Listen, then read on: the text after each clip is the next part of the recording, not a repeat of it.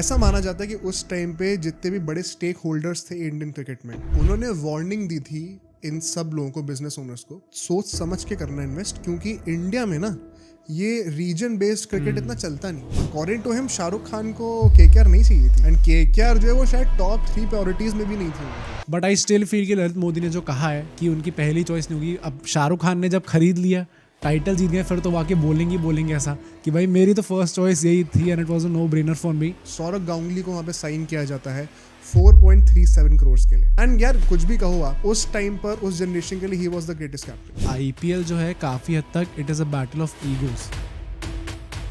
सो क्या आता है उसके बाद केकेआर का 1-2 मैच का स्टार्ट तो बड़ा अच्छा होता है, but then they start losing. पूरे सीजन में एक गवास्कर से कहा सुनी हुई थी हाँ। शाहरुख खान की, जब गवास्कर ने कहा था they don't know how to run the team, Shahrukh Khan ने कहा था आई नेवर क्लेम कि मैं ऐसे चलाना जानता हूँ, एंड अगर आपको लगता है तो आप खुद खरीद के क्यों नहीं चला लेते टीम को। जॉन बुकैनन कहते हैं उस टाइम पे कि यार मैं इस साल के लिए क्या प्लान कर रहा हूँ कि हम 4 कप्तान रखें, मैं 4 कप्तान बना दूंगा तो वर्चुअली किसी के पास पावर बचेगी नहीं। डिवाइड एंड रूल वाला जो बेसिक कॉन्सेप्ट होता है। Greg Chappell 2.0। और उन 6 असिस्टेंट में से इंटरेस्टिंगली एक असिस्टेंट उनका बेटा था। ये बोलते सुना था अजीत अगरकर को, you bloody Indian you do as you are told, कि ये एक ईगो बैटल बन गया था because guys like Shahrukh Khan and Neswadi are not used to listening to a no. कि जब आपके सीईओ आके ऐसी चीजें सोच रहे हैं कि हमें जीरो रिटेंशंस रखनी है, जीरो रिटेंशंस मींस कि गांगुली भी नहीं होंगे फिर आपकी टीम में। तो आज जो ये पॉडकास्ट हम बनाने वाले हैं, एक फ्रेश टॉपिक और एक फ्रेश टेम्पलेट लेके हम यहाँ पे आ रहे हैं। या और स्टार्ट मुझे तो अपनी फेवरेट टीम से ही करना था। तो I think I am happy कि तुम इसमें कोप करने को तैयार हो as an RCB fan. I think it's not about coping, क्योंकि यहाँ पे अगर हम लोग जो आई थिंक काफी फेमस कहानी है बट काफी लोग इस कहानी को भूल चुके हैं। प्लस आई थिंक जितनी यंग जनरेशन है जिन्होंने आईपीएल को थोड़ा लेट फॉलो करना स्टार्ट करा, उनको इसके बारे में बिल्कुल ही आइडिया नहीं होगा कि केकेआर में पहले क्या क्या चलता था। मतलब बेसिकली देखो आज हम लोग करने क्या वाले हैं, हम लोग पहले के जो 3 साल थे 8, 9, 10 उसमें केकेआर के कप्तान सौरव गांगुली थे फेमसली, और केकेआर उस टाइम पे one of the worst teams हुआ करती थी। उन 3 साल में जो जो ड्रामा हुआ है ना, मतलब मैंने जब रिसर्च करी, क्योंकि उस समय मैं बहुत छोटा था, तो आईपीएल तो देखता ही था, लेकिन बिहाइंड द सीन्स क्या होता है इतना पता चलता नहीं था, इतनी समझ ही नहीं थी दुनिया की। हाँ यार मतलब इतना मसाला और इतना ज़्यादा कॉन्ट्रोवर्सीज, मैं लिटरली आपको बता रहा हूँ, आप इस पॉडकास्ट को जब एंड तक सुनोगे, इस कहानी को सुनोगे, इतने सारे मोमेंट्स आएंगे जहाँ सोचोगे अच्छा ये भी होता है क्या। मैं इतना ज़्यादा शौक था जब मैं रिसर्च करा था। तो इस स्टोरी में हम लोग को ये जो पहले के 3 साल थे केकेआर के, इसका पूरा ओवरव्यू मिलेगा कि केकेआर कैसे परफॉर्म कर रही थी, बिहाइंड द सीन क्या स्ट्रगल्स चल रहे थे, और 2 प्रोटैगनिस्ट हैं शाहरुख खान और सौरव गांगुली। इनके बीच में चीज़ें कैसे शुरू हुई थी और कैसे बिगड़ी, टू द पॉइंट कि केकेआर ने सौरव गांगुली को ही अपनी टीम से निकाल दिया। ये easily one of the most controversial stories है from the early days of the IPL. अच्छा, मैं ये जरूर कहूँगा कि ऐसे आई एम श्योर बाकी टीम्स की भी कई सारी स्टोरीज होंगी जो कि पॉपुलर नहीं है। तो अगर कोई भी किसी टीम का फैन है, अगर आप चाहते हो कि आपको अपनी कोई टीम का एक बहुत ही इंटरेस्टिंग स्टोरी एंगल पता हुआ है, कमेंट जरूर करना, we will try to cover it. अगर हमें लगता है कि इसके ऊपर इनफ मटेरियल है कि 1-1.5 घंटे का एपिसोड बन पाए तो जरूर करेंगे इसको। अगर छोटा कोई होगा कंट्रोवर्सी तो उसको लाइव स्ट्रीम में डिस्कस करेंगे। बट मतलब what are your initial thoughts, क्योंकि ये बहुत ही ज्यादा एंटरटेनिंग स्टोरी है। एज यू सेड कि मुझे कोप करना पड़ेगा, I think I was quite happy when I went through all this कि क्या क्या चीज़ें हुई थी, क्योंकि इससे मुझे पता चलता है कि KKR was RCB before RCB. मतलब आरसीबी में जो चीज़ें हमें देखने को मिलती हैं थ्रू आउट द ईयर्स कि कैसे ये तो सिर्फ पीआर की ही टीम है और सिर्फ मीडिया मार्केटिंग में ही लगे रहते हैं, परफॉर्मेंस नहीं आती। केकेआर के पहले 3 साल जो थे काफ़ी हद तक इसी लाइन्स पे बीते थे। इस हद तक बीते थे कि Sourav Ganguly, as we just mentioned, इतनी बड़ी कंट्रोवर्सी उनके साथ होती है, एंड कैसे, मतलब मैं एक छोटा सा है बस एक हिंट दूंगा कि कैसे अल्टीमेटली कोलकाता के ही फैंस कितना गुस्सा हो जाते हैं अपनी ही फ्रेंचाइज पे, उसकी भी हम लोग बातें करेंगे। ये शायद हार्डली कभी आईपीएल में है कि किसी टीम के फैंस उसके अगेंस्ट टर्न करें। एग्जैक्टली, मतलब हमने हार्दिक पांडे के साथ ही देखा था, बट वो एक प्लेयर के अगेंस्ट टर्न करे, पूरी टीम के अगेंस्ट ही अपना सिटी टर्न कर जाए, ये बहुत रेयर होता है। और आई थिंक मैं ज़्यादा स्पिल करना नहीं चाहता हूँ. जैसे हम स्टोरी को अनफोल्ड करेंगे हमें काफ़ी डिटेल्स पता चलती रहेंगी. गौतम गंभीर एंड में कैसा है वो भी उन्होंने डिस्कस करेंगे. गौतम गंभीर के अलावा कोई आने वाला था बड़ा Yeah. बहुत ही बड़ा प्लेयर, उसकी बातें होंगी. तो ऐसे बहुत सारे आपको ना अनटोल्ड स्टोरीज अनटोल्ड फैक्ट्स पता चलेंगे. हाँ. So without any further do podcast को शुरू करते हैं. और जैसे कि हम हमेशा बोलते ही हैं, इस वीडियो को आप ज़रूर लाइक करना, हमारे चैनल को सब्सक्राइब करना. हमने मेंबरशिप्स लॉन्च कर दिया, आप उनको जाके चेकआउट कर सकते हैं. हम लोग आईपीएल के दौरान हम लोग लाइव स्ट्रीम्स कर रहे हैं, प्लस हम लोग जो ऐसे टाइप का कंटेंट निकालेंगे, अगर आप मेंबर होंगे तो आपका सजेशन को ज़्यादा इंपॉर्टेंस दी जाएगी, एंड ज़्यादा एक्सक्लूसिव कंटेंट तो मिलता ही रहेगा. तो आप मेंबरशिप्स चेकआउट कर सकते हैं. और हमारा जो फ्री टेलीग्राम ग्रुप चैट है जहाँ पे हमारे सारे सब्सक्राइबर्स आपस में मिलके खूब बातें करते हैं, उसको हम लोग कमेंट से पिन कर देंगे, वहाँ जाइए और उसको भी ज्वाइन करिए. आराम से बैठे और एंजॉय करिए इस केकेआर स्पेशल को तो of course, but IPL special more importantly.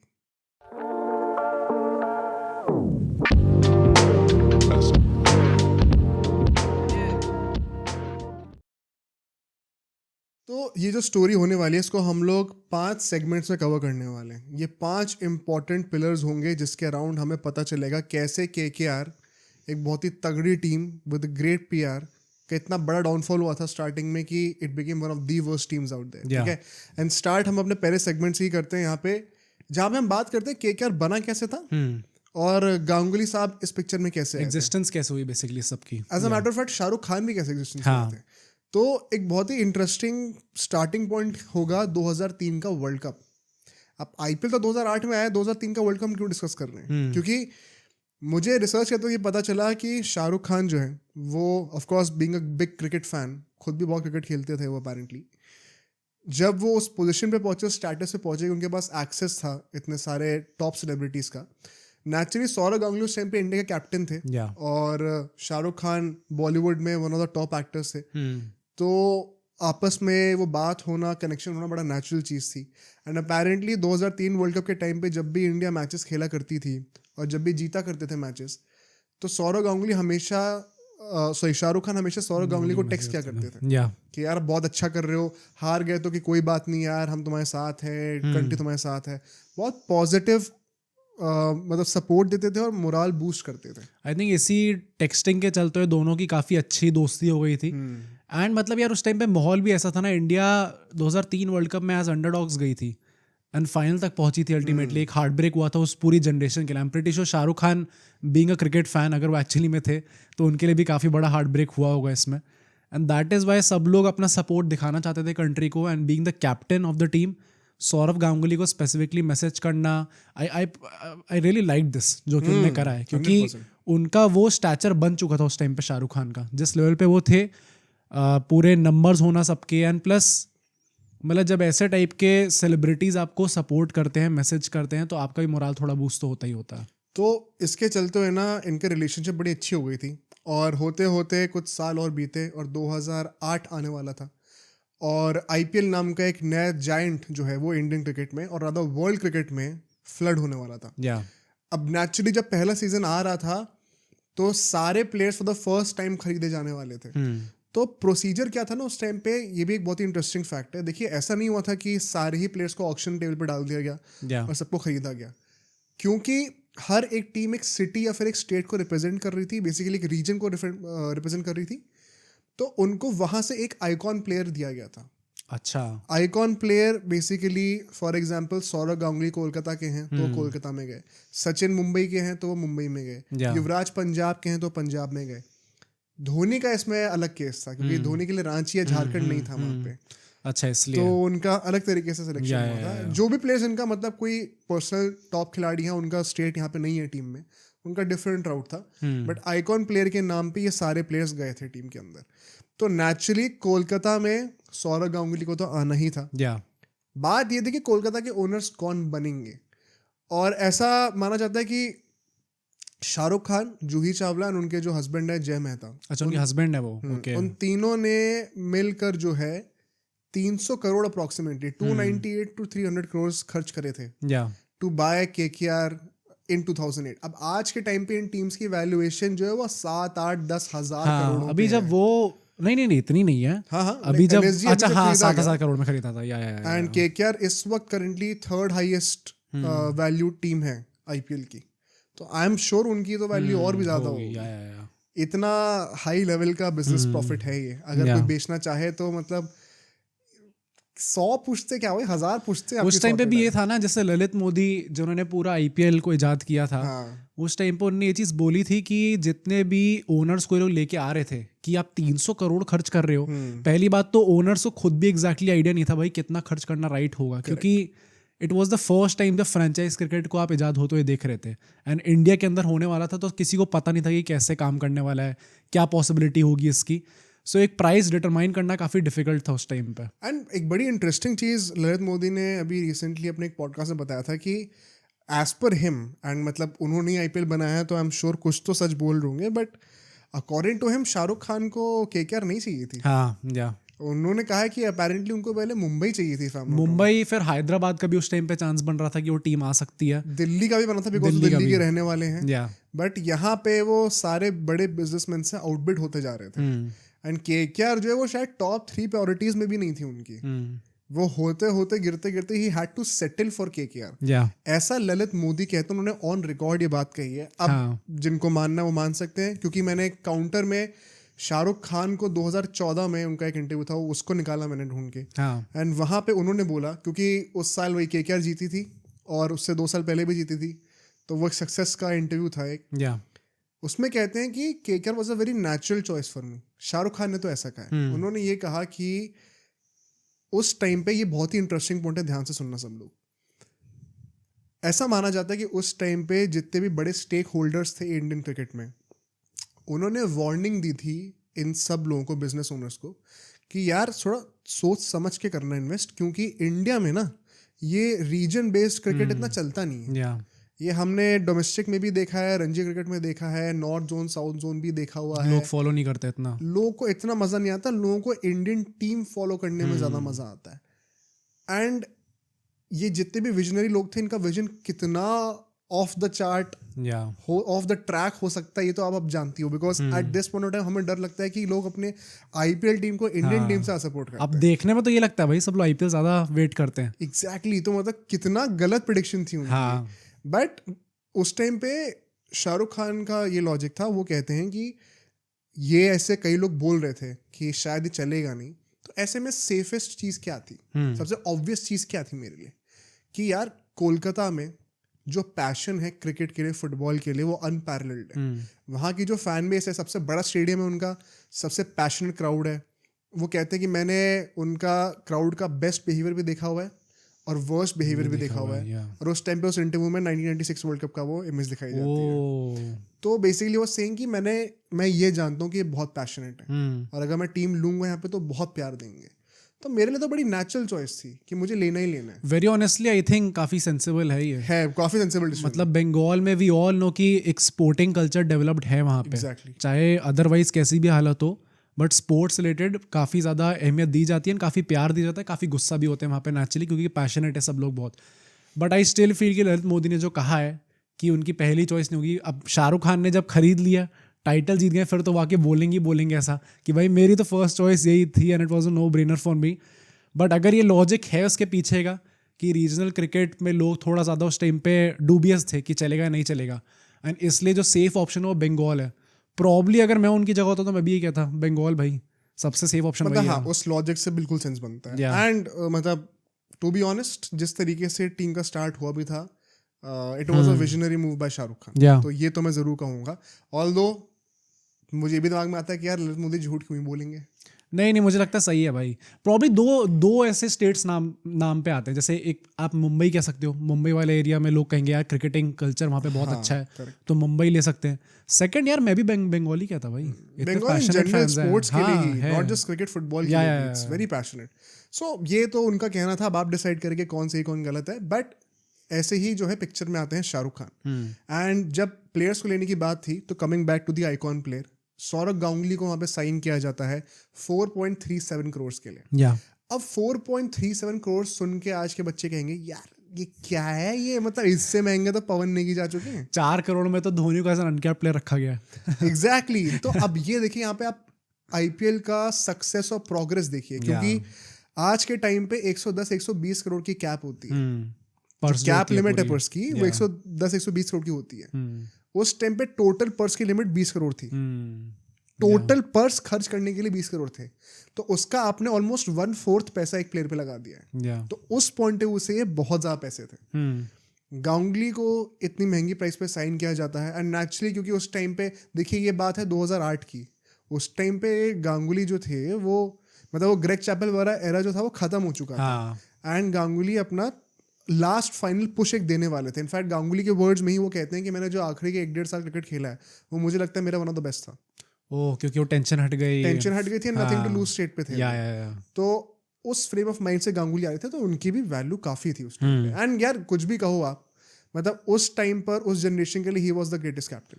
हाँ, प्लस सुन के भी कितना अच्छा लगता है ना कि दो दोस्त जिनको अब इनकी दोस्ती को 5 साल हो चुके हैं, 2003 वर्ल्ड कप से आप सपोर्ट करते आ रहे हो। नेचुरली अगर हम लोग इस पूरी स्टोरी को कॉन्टेक्स्ट में लेके देखेंगे तो हम कहेंगे मैच मेड इन हेवन है भाई। अच्छी बात है, दोस्ती आपस में साथ में आ गए तो सक्सेसफुली होगी फ्रेंचाइज, हो जाती है बिल्कुल।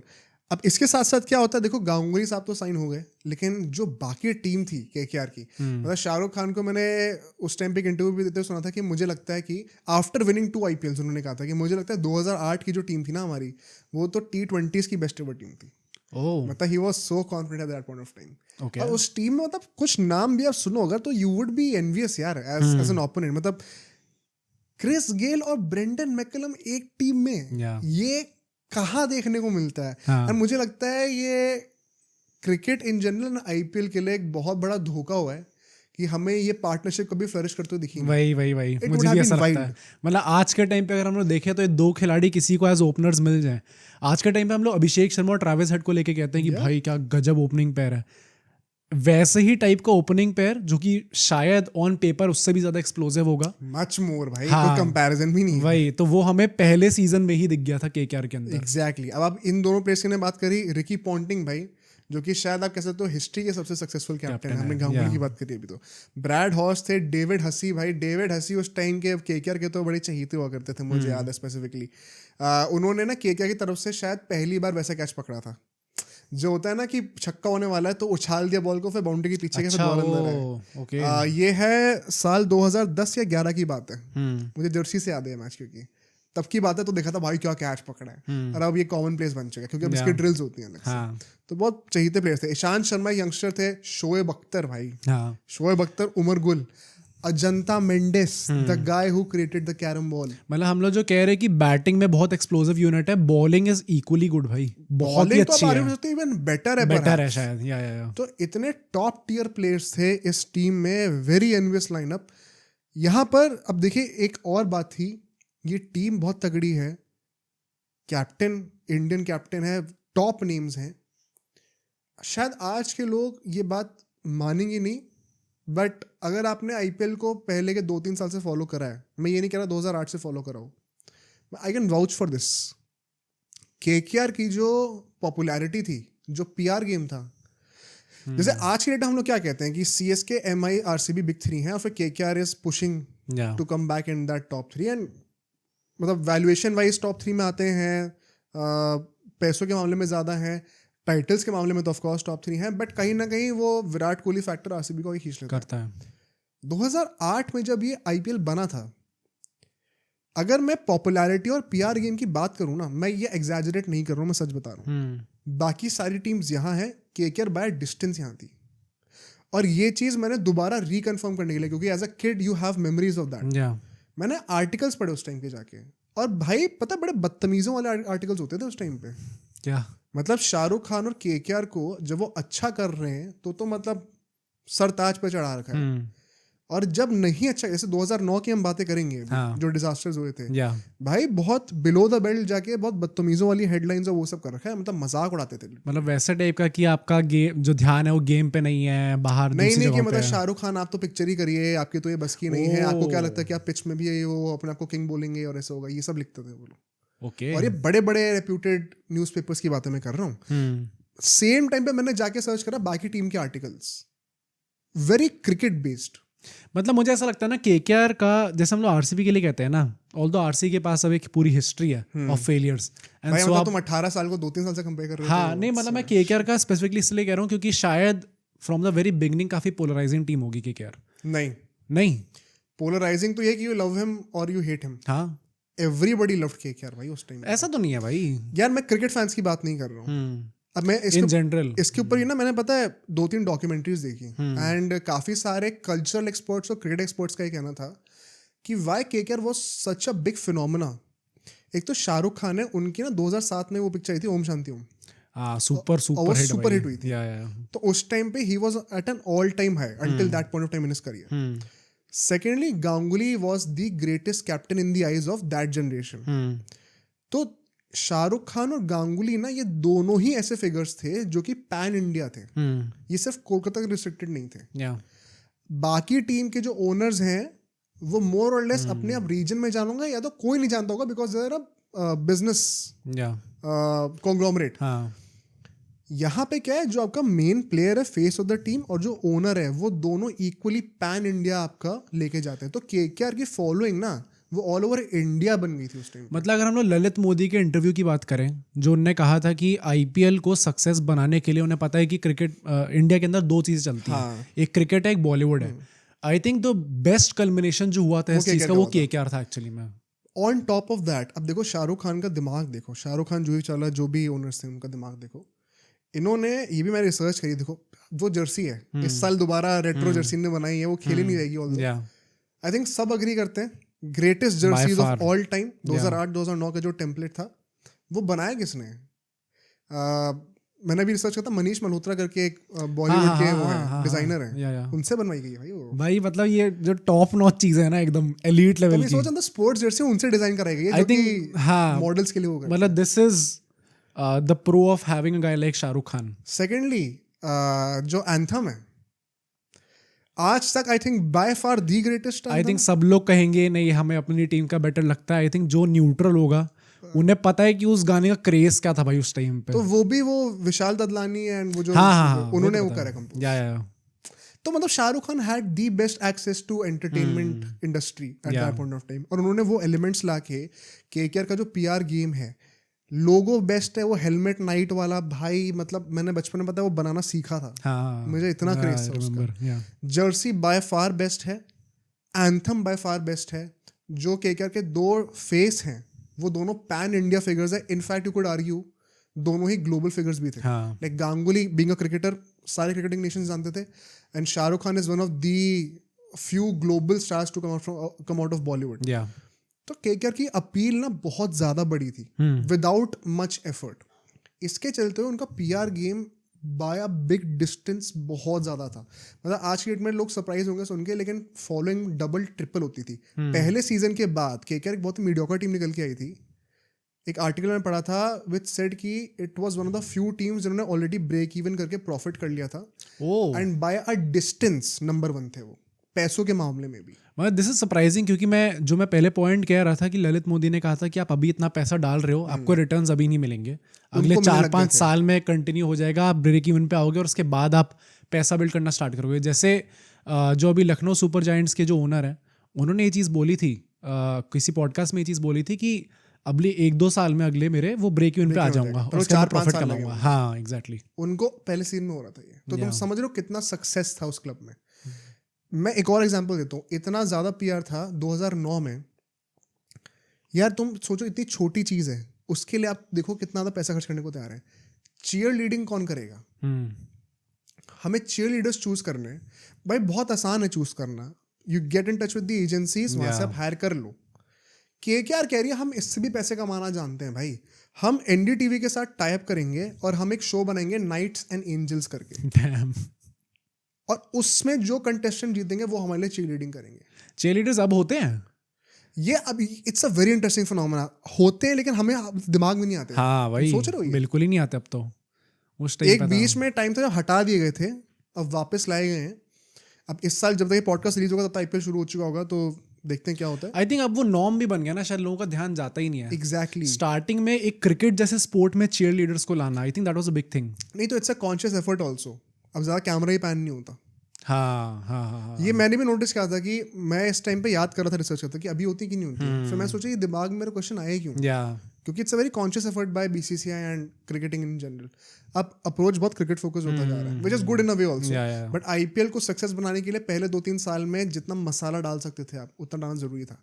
तो केकेआर इन चीज़ों से ही पैसे कमाती थी. Dam. By far business game, PR game at top. अब यहाँ से हम लोग ने जो ये पूरा ग्राउंड लेआउट कर दिया केकेआर के लिए, हमें समझ में आ गया कि केकेआर कितनी बड़ी बीस्ट थी before even the beginning of the IPL. Plus पूरा एग्जिस्टेंस में कैसे आई केकेआर. एग्जैक्टली. अब हम चलते हैं अपने नेक्स्ट सेगमेंट पे. यहाँ पे हम बात करते हैं वो पहले सीजन की, साल 2008 की. मैंने मिस्टर जॉय भट्टाचार्य के, जो कि केकेआर के साथ एसोसिएटेड, उनके डायरेक्टर भी थे काफ़ी टाइम तक, उनके काफ़ी सारे इंटरव्यूज देखे while researching for this episode, और उन्होंने कितनी सारी इनसाइट्स दिए हैं वो मुझे बताते हैं कि एक एपिसोड में जो पहला मैच होना था आरसीबी और केकेआर के बीच में, उससे एक रात पहले ही got in touch with Sourav Ganguly, क्योंकि नेचुरली अगले दिन मैच होना था. अच्छा, क्या होता है ना, मैच से एक दिन पहले वो कैप्टन्स की मीट होती है. हाँ. ठीक है. तो गांगुली उनको बताते कि भाई सब बहुत ही अनसर्टेन है, nobody knows what to expect. Kind of थोड़ा सा वो स्कैरी फीलिंग भी है कि पता नहीं कैसे रिसीव करा जाएगा. एंड ही टोल्ड हिम कि राहुल द्रविड़ को भी सेम लग रहा था उस टाइम पे. मतलब मैं थोड़ा सरप्राइज है चीज़ को सुन के. क्यों? कि मतलब कैप्टन्स मीट है, अनसर्टेनिटी इतनी क्या है भाई. मतलब हम लोग T20 वर्ल्ड कप जीत चुके थे उस टाइम तक. इट्स नॉट लाइक कि एकदम ही नई चीज़ हम लोग लेके आ रहे हैं यार फॉर्मेट वाइज. तो तुम ये समझो, नहीं, बहुत ही वैलिड क्वेश्चन भी है. क्या है ना, इससे पहले भी कई लोगों को नहीं पता होगा, लेकिन कैरी पैकर्स ने, तुम्हें तो पता ही है, घर पे बहुत बातें होती हैं. कैरी पैकर्स ने ये सेम चीज़ इंट्रोड्यूस करी थी 20th सेंचुरी में, जब उन्होंने ट्राई करा था कि सारे कंट्री के प्लेयर्स को कलर्ड ड्रेसेस में क्रिकेट खिलाया जाए. इंडियन क्रिकेटर्स ने मना कर दिया था, सेइंग कि ये क्रिकेट के स्पिरिट के अगेंस्ट है, तो हमें तुम कितनी पैसे फेंक दो, हम नहीं खेलने वाले. कट टू 20-30 ईयर्स लेटर, अब बीसीसीआई ही ये नई चीज़ स्टार्ट कर रही है. ठीक है. इससे जस्ट पहले क्या नाम था उसका, ICL, वो आया था, जो कि बीसीसीआई ने स्क्रैप करा था, एंड बहुत ज़्यादा स्ट्रिक्ट रेगुलेशन डालने वाले थे. इंडियन ऑडियंस कैसे परसीव करेगी इस चीज़ को, nobody knew.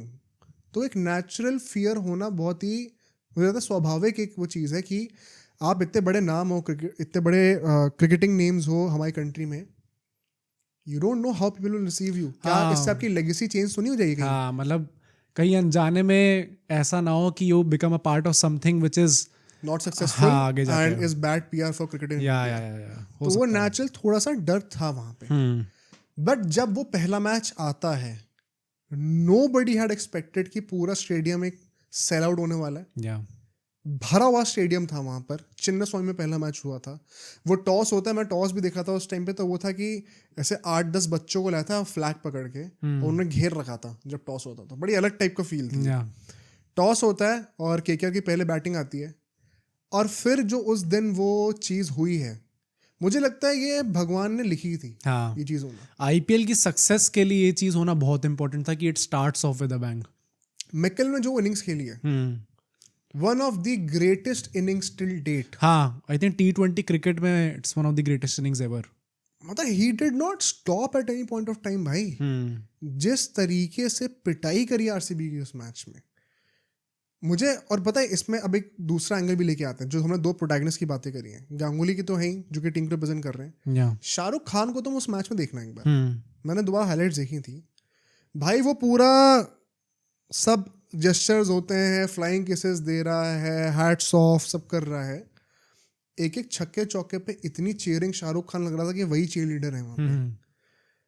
It clearly showed वो बंदा कितना इन्वेस्टेड है इस टीम के अंदर. हाँ. ठीक है ना. और ये चीज़ बहुत ही टॉक्सिक होने वाली है, अभी मैं आपको बताऊंगा. पर वो जिस लेवल का इन्वेस्टमेंट दिखा रहे थे, it was a new phenomena for Indian public to see कि एक इंडियन सुपरस्टार मूवी के वो ऑफ द कैमरा जो इतना इमोशंस पोर्ट्रे कर रहे हैं, एक वो एनिग्मा से अपना हटके.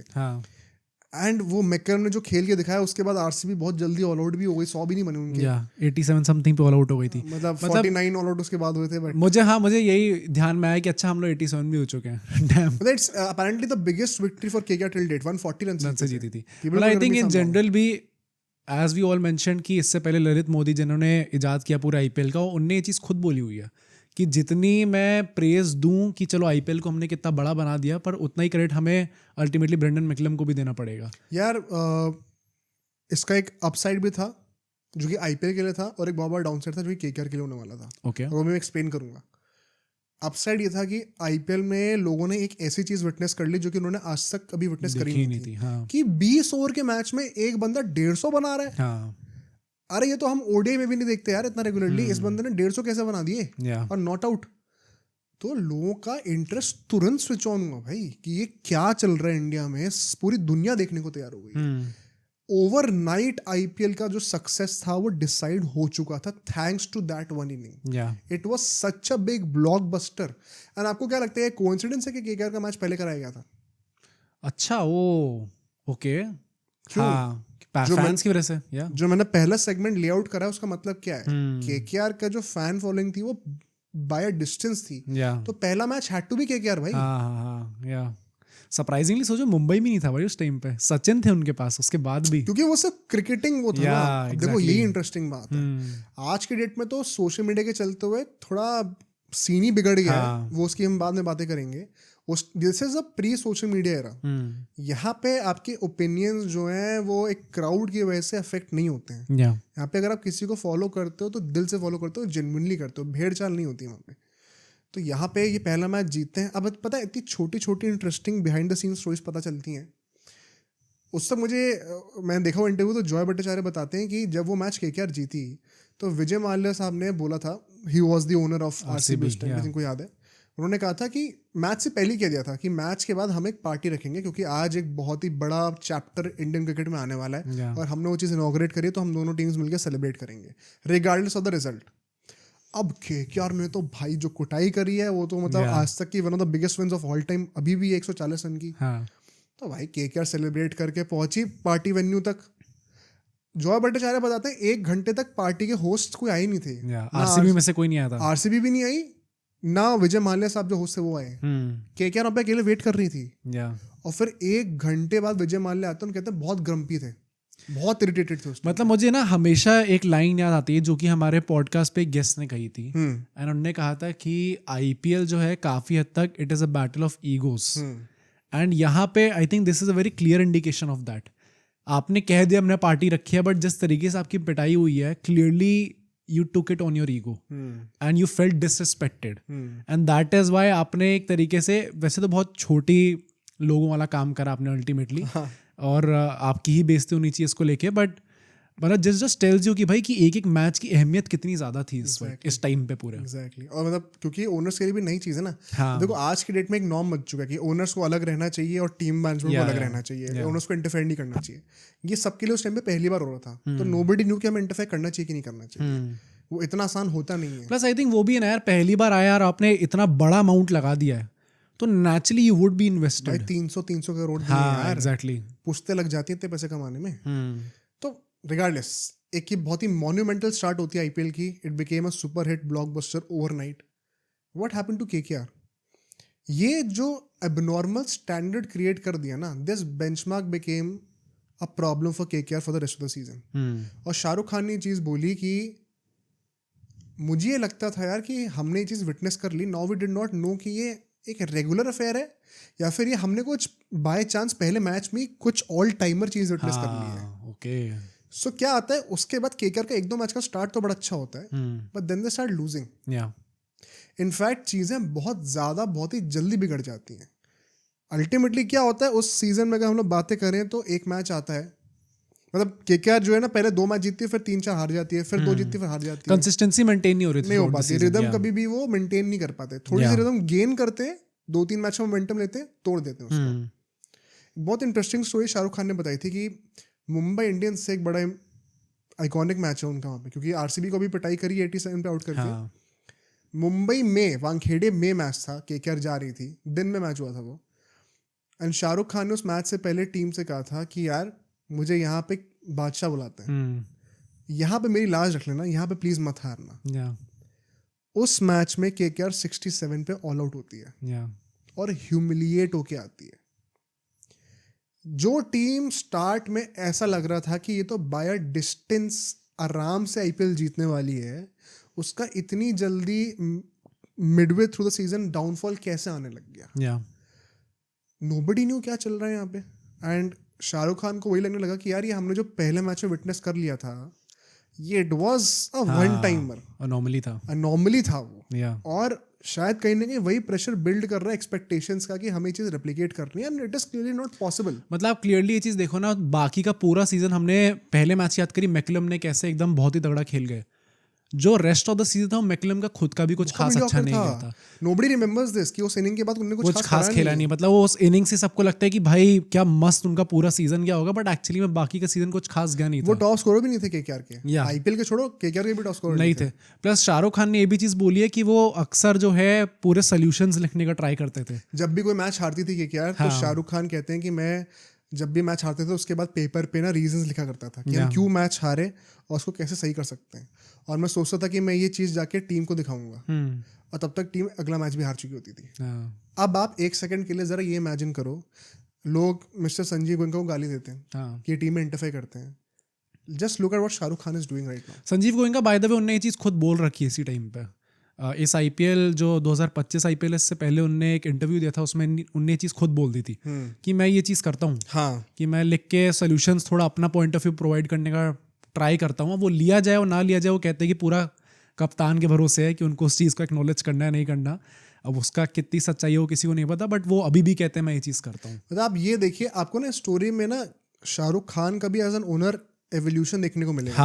क्योंकि आज की डेट में केकेआर का जो सक्सेस है उसके पीछे एक बहुत बड़ा रीज़न लोग ये भी कहते हैं, स्पेशली गौतम गंभीर के आने से, इसके भी पीछे का हम रीज़न आपको एक्सप्लेन करेंगे कि शाहरुख खान बिल्कुल भी इंटरफेयर नहीं करते, एक बार भी क्रिकेट की बात ही नहीं करते। वो कहते हैं भाई तुम्हारी टीम है, तुम्हें जैसे बनानी है बनाओ, बिगाड़नी तो बिगाड़ दो, पर मैं इंटरफेयर नहीं करूंगा, मैं तुम्हें सपोर्ट करूंगा। शाहरुख खान स्टार्टिंग से ऐसे नहीं थे, which is why KKR was struggling a lot. And I think ये जो बॉलीवुड और क्रिकेट का कॉम्बो था, ये भी अपने स्टार्ट बहुत अच्छे नोट पे करा है, बट कहीं ना कहीं जाके थोड़ा बहुत कोलाइड करनी थी चीज़ें, क्योंकि ये जो दो पर्सनालिटीज़ हैं ये एकदम डिफरेंट बैकग्राउंड से आ रहे हैं और डिफरेंट माइंडसेट लेके आ रहे हैं। जैसे उस पूरे सीजन में एक गवास्कर से कहा सुनी हुई थी शाहरुख खान की, जब गवास्कर ने कहा था they don't know how to run the team, and फिर शाहरुख खान ने कहा था आई नेवर क्लेम टू कि मैं ऐसे चलाना जानता हूँ, एंड अगर आपको लगता है तो आप खुद खरीद के क्यों नहीं चला रहे टीम को। ऐसा शाहरुख खान ने खुद भी कन्फेस करा ये चीज़ बोलने का कि मैंने ये चीज़ बोली थी एंड मैं बहुत ग्रम्पी हो गया था and it was very bad on my part. हाँ, मतलब मुझे ऐसा लगता है कि उस टाइम पे जैसे एक ह्यूमन बीइंग का भी एवोल्यूशन होता है, जैसे शायद गवास्कर आज के टाइम पे किसी के बारे में ऐसा नहीं बोलेंगे, same goes for Shahrukh. Gavaskar बोल देंगे, गवास्कर मुंह पे बोल देंगे, प्रॉब्ली शाहरुख खान की खासियत है। हाँ, शाहरुख खान इस टाइम पे ऐसे रिएक्ट नहीं करेंगे। तो शाहरुख खान के अगर आप इंटरव्यूज देखें उस टाइम पे केकेआर की डॉक्यूमेंट्रीज में अगर आप देखेंगे, आई वुड हाईली रिकमेंड कि आप खुद भी देखें जाके। Shahrukh Khan has been very, I appreciate this, बहुत ओपन और वल्नरेबल उन्होंने सब कन्फेस करा, वेरी ऑनेस्ट, बहुत ऑनेस्टली बोला है, विच इज मैं खुद शॉक था कि भाई ये सब हो रहा था बिहाइंड द सीन्स, ये क्या चल रहा है यहाँ पे। अभी तो हमने शुरू करा, अभी आप देखना क्या क्या निकल के आने वाला है। बट एक ओनर इतना इंटरफेयर कर रहा है कि मैं सोच रहा हूँ कि मैं टीम के सोल्यूशंस लिख के दूंगा, मैं रिक्वेस्ट करूँ, मेरे को यहाँ पे बादशाह बोलते हैं हराना मत, किसी ने कुछ बोल दिया तो मैंने दिल पे ले लिया, मैं बोल दिया आप खरीद लो टीम। शाहरुख खान उतने लेवल पे पैशनेट होकर इन्वॉल्व थे। और मैं बताएं इसको, आपको ये सब स्टोरीज पे विश्वास नहीं भी है ना, आप आईपीएल का पिछले साल उठा के देख लेना जब केकेआर आईपीएल जीती है, और थ्रू आउट द सीजन जब शाहरुख खान स्टेडियम में आया करते थे, और एक बार 2008 के मैचेस देख लेना। भाई मैं तुम्हें लिटरली बता रहा हूँ, इतने मैचेस में तो ये हुआ है कि शाहरुख खान नीचे बाउंड्री के बाहर खड़े हुए हैं और विकेट गिरती, वो बस अलाउड ही नहीं है, वरना वो स्टेडियम में बीच में कूदने वाले थे प्लेसर सेलिब्रेट करने के लिए। मैंने इतना ज्यादा लाइवली एक सुपरस्टार को क्रिकेट के लिए कभी नहीं देखा। लोग अपने इमोशंस बहुत कंट्रोल करके रखते हैं। शाहरुख खान को तुम देख लेना एक बार उस टाइम पे, मतलब 2012 में जब जीते थे तो स्टेडियम में लगा था कूद जाएंगे अभी। वो जो उन्होंने करा था ना, उससे 5 गुना ज्यादा उनकी शक्ल पे दिखता था जो वो पहले सीजन था। तो इतना ज्यादा पैशनेट थे शाहरुख खान, बट वो पैशनेट थे अच्छे इंटेंशन से, टीम पे वो एक नेगेटिव इफेक्ट डाल रहा था क्लियरली। अब देखो ये सब हुआ, अल्टीमेटली केकेआर जो है वो पहले सीजन में नंबर 6 पे फिनिश करती है, ठीक है। एंड ये मैं जरूर कहूँगा कि केकेआर का ना पहला सीजन एक बहुत बड़ा मैसिव फेलियर की तरह माना जाता है, although it was not the case. एक मीडियोकर टीम थी, it was not a failure as such, bottom 2 में नहीं थे उस टाइम। एंड मतलब it was a very close affair, 7 match आप हारे थे, 6 जीते थे, एक वो वॉश आउट हो गया था, वरना आप ऑलमोस्ट 50-50 रिकॉर्ड पे थे। कई सारे ऐसे मैचेस भी थे जहां पे केकेआर के फैंस को काफी मतलब होप भी मिली थी, मतलब कई सारे आइकॉनिक परफॉर्मेंस आई थी। मैकलम का 158 तो मिलो, शोएब अख्तर का वो जो 4 विकेट उन्होंने लिए थे दिल्ली अगेंस्ट, हैट्रिक ली थी जो, उसकी मतलब बड़ी इंटरेस्टिंग स्टोरी है। अब शोएब अख्तर का उस टाइम पे जो है ना अपेरेंटली पीसीबी से लड़ाई हो रखी थी, ओवर अ स्टेटमेंट। मैंने उनके चैनल पे एक वीडियो देखा था इसी के रिगार्डिंग। तो वो कहते हैं कि मैंने एक रैंडम सा कमेंट मारा था कैजुअल सा, और मेरी उनसे बनती थी वहाँ के चेयरमैन से, तो उन्होंने मेरे को पॉलिटिक्स चक्कर में निकाल दिया। अब मुझे नहीं पता कि सिर्फ पॉलिटिक्स चक्कर में इतनी सी बात पे कोई निकाल देगा, क्या पता बिहाइंड द सीन्स कोई बात हुई है, बट शोएब अख्तर का कहना ये था। तो उनको बैन कर दिया गया था उस टाइम पे पीसीबी से, हाँ, क्रिकेट खेलने से। हाँ, तो उनको परमिशन नहीं मिली थी आईपीएल में आने की। तो शाहरुख खान, गांगुली सब कॉन्स्टेंटली इन टच में थे कि यार आ रहे हो कि नहीं आ रहे हो, कब आ रहे हो। फिर अल्टीमेटली उनका आना होता है, और वो एक इंजरी के थ्रू ही थे उस टाइम पर भी, जो कि उनका हमेशा होता है कि मेरे घुटने भी हाथ में आ जाते हैं, तो टांग से खेल लूंगा मैं जंग लड़ लूंगा, ये कर लूंगा। तो नहीं, बट मतलब उस बंदे में ये बात तो थी भाई, हाँ, वो कर्ज तो था। तो अपेरेंटली वो उस मैच में आते हैं and he was not fully fit. और यहाँ पे हमारे जो इस पूरे स्टोरी के विलन हैं उनकी एंट्री होती है, जॉन बुकैनन, जो कि ऑस्ट्रेलिया के वर्ल्ड कप विनिंग कोच थे 2003, 2007 और 2006 के मेरे ख्याल से चैंपियंस ट्रॉफी उनके अंडर जीती। ऑलवेज द ऑस्ट्रेलियंस भाई, ऑलवेज द ऑस्ट्रेलियंस। ये पता है केकेआर में जो मैं आपको बताया वाला स्टोरी में ना, ये आपको ग्रेग चैपल वर्सेस गांगुली की याद दिलाएगा। लिटरली आपको ग्रेग चैपल गांगुली की याद दिलाएगा। गांगुली के लाइफ में पता नहीं क्या था भाई, दो ऐसे बंदे अट्रैक्ट करे उन्होंने, वो दोनों ऑस्ट्रेलियंस। तो जॉन बुकैनन जो है उस टाइम पे केकेआर के कोच थे, ठीक है। एंड गांगुली साहब कहते हैं कि यार देखिए, बस शोएब अख्तर कहते हैं अपनी वीडियो में कि गांगुली ने उनको चुप कर दिया, आप चुप रहिए। ऑफ कोर्स ऐसे नहीं बोला होगा गांगुली ने, पर अपेरेंटली उन्होंने कहा था कि यार आप टेंशन ना लो, अगर एक हाफ फिट शोएब अख्तर ही मुझे मिल जाए ना, वो बाकी सब पे भारी पड़ेगा।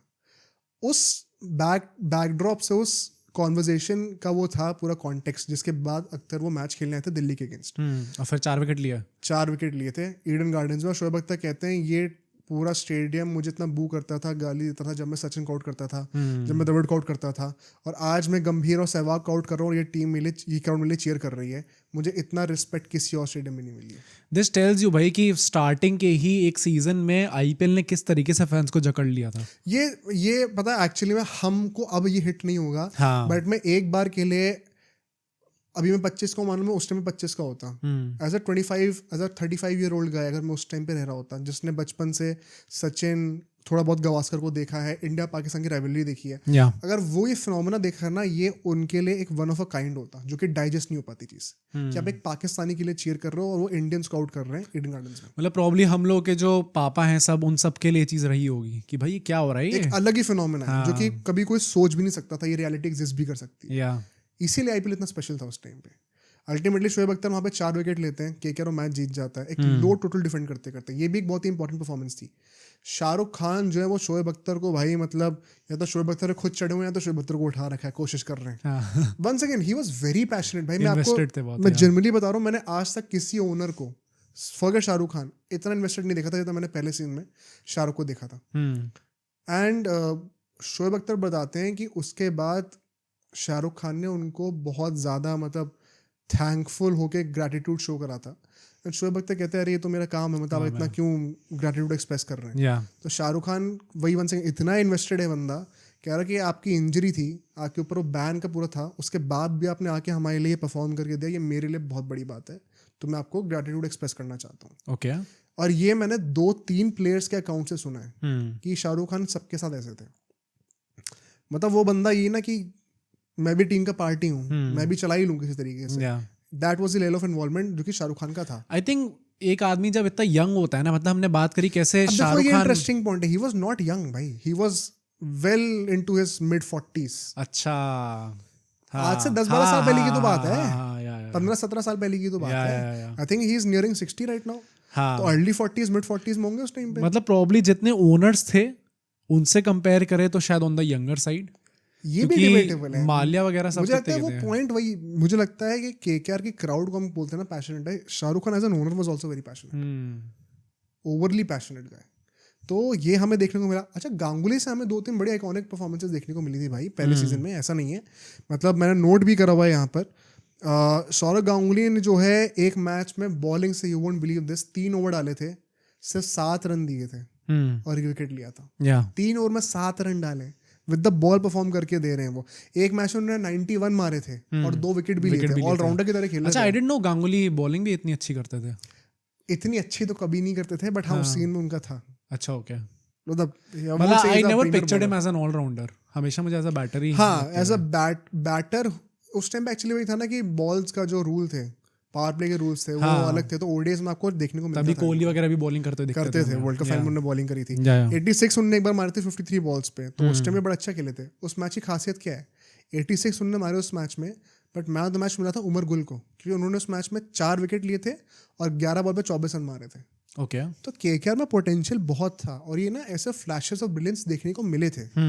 बट अब तुम वही देखो, क्योंकि सबसे पॉपुलर टीम है बाय डिस्टेंस, तो अब मीडिया कैसे पोर्ट्रे कर रहा है, बहुत ही खराब सीजन गया। एंड वही जो मैंने कुछ हेडलाइंस बताई आपको, आप खुद जाके सर्च करना चाहे तो, मेरी मत सुनना, वो लिटरली बिलो द बेल्ट जाके आपको टारगेट करने वाली चीज़ें थी। तो इसके चलते हुए क्या होता है कि केकेआर का ओवरऑल एक पोर्ट्रेयल जो था वो काफ़ी नेगेटिव आता है पहले सीजन के बाद। मतलब ऑल्दो हम लोग देखें तो पहले सीजन में जो हमारे प्रोटैगनिस्ट हैं, शाहरुख खान की हमें कुछ चीजें अच्छी देखने को मिली हैं, कुछ चीजें थोड़ी खराब देखने को मिली हैं। मतलब ये क्लियरली मुझे दिख रहा है कि बहुत पैशनेट गाय हैं और बहुत ही दिल की इंटेंशन अच्छी है, लेकिन वो टीम को अफेक्ट करनी शुरू हो गई। हाँ, मतलब he thinks of himself as a part of the team, but एक वो बाउंड्री होती है, एक वो लाइन होती है जो आपको क्रॉस नहीं करनी होती, वो हेयर एंड देयर क्रॉस हो जा रही है। ऑल्दो कुछ अच्छी चीज़ें भी हैं, जैसे शोएब अख्तर को उन्होंने जिस तरीके से थैंकफुल होके बात करी उनसे, वो चीज़ सारे खिलाड़ियों को अच्छी लगेगी। सौरव गांगुली ने 369 रन मारे थे, being the top scorer of KKR. तो एज अ कैप्टन जितना विश्वास उन पर दिखाया गया, एक तरीके से उन्होंने पे ऑफ कर दिया उस चीज़ को। तो आई थिंक दोनों प्रोटैगनिस्ट का, गांगुली का तो चलो आई थिंक अच्छा ही गया भाई सीजन पूरा। देखो ये इंटरेस्टिंग बात है, गांगुली केकेआर के टॉप स्कोरर थे उस साल, मैकलम नहीं थे। या एंड गांगुली ने one of the most important performances consistently Ganguly ने दी है केकेआर के लिए, और किसी ने नहीं दी है। या बट यहीं से हम चलते हैं अपने नेक्स्ट सेगमेंट पे। अब हम बात करते हैं उस iconic in a negative way 2009 के सीजन की, और यहाँ से हमारे विलेन जो है बुकैनन जो है वो पूरा एक फुल स्विंग में आपको यहाँ पे आते हुए दिखेंगे, अपनी वियर्ड चीज़ें चलाते हुए दिखेंगे। तो ज़रा उनको भी डिस्कस करते हैं।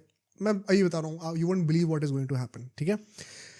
2008 के जब सीजन खत्म होने वाला था ना, तभी से ऐसा माना जाता है कि Buchanan the coach and Ganguly the captain, इनके बीच में थोड़ी सी अनबन होनी शुरू हो चुकी थी, इन द पॉइंट की डिफरेंस ऑफ ओपिनियन, आप मैच को कैसे परसीव करते हो, आपकी स्ट्रैटेजी क्या है, इन चीज़ों को लेके थोड़ा थोड़ा इनका डिफरेंस ऑफ ओपिनियन होने लग गया था। तो वो नेचुरली थोड़ी टेंशन बढ़ने लग जाती हैं। और फिर आता है 2009 का सीजन। केकेआर क्योंकि एक्सपेक्टेशन इतनी थी because of the marketing and the first game did not live up to it, तो अब सारा प्रेशर केकेआर के ऊपर था कि सेकंड सीजन में आपको अपनी हाइप को जस्टिफाई करना है। जब सीजन शुरू होने वाला था, अब सीजन शुरू होने से पहले वो प्री सीजन कॉन्फ्रेंसेज होती हैं, उस टाइम पे क्या था कि इंडिया में इलेक्शंस थे 2009 में, तो आईपीएल को शिफ्ट करना पड़ा था साउथ अफ्रीका में, ठीक है।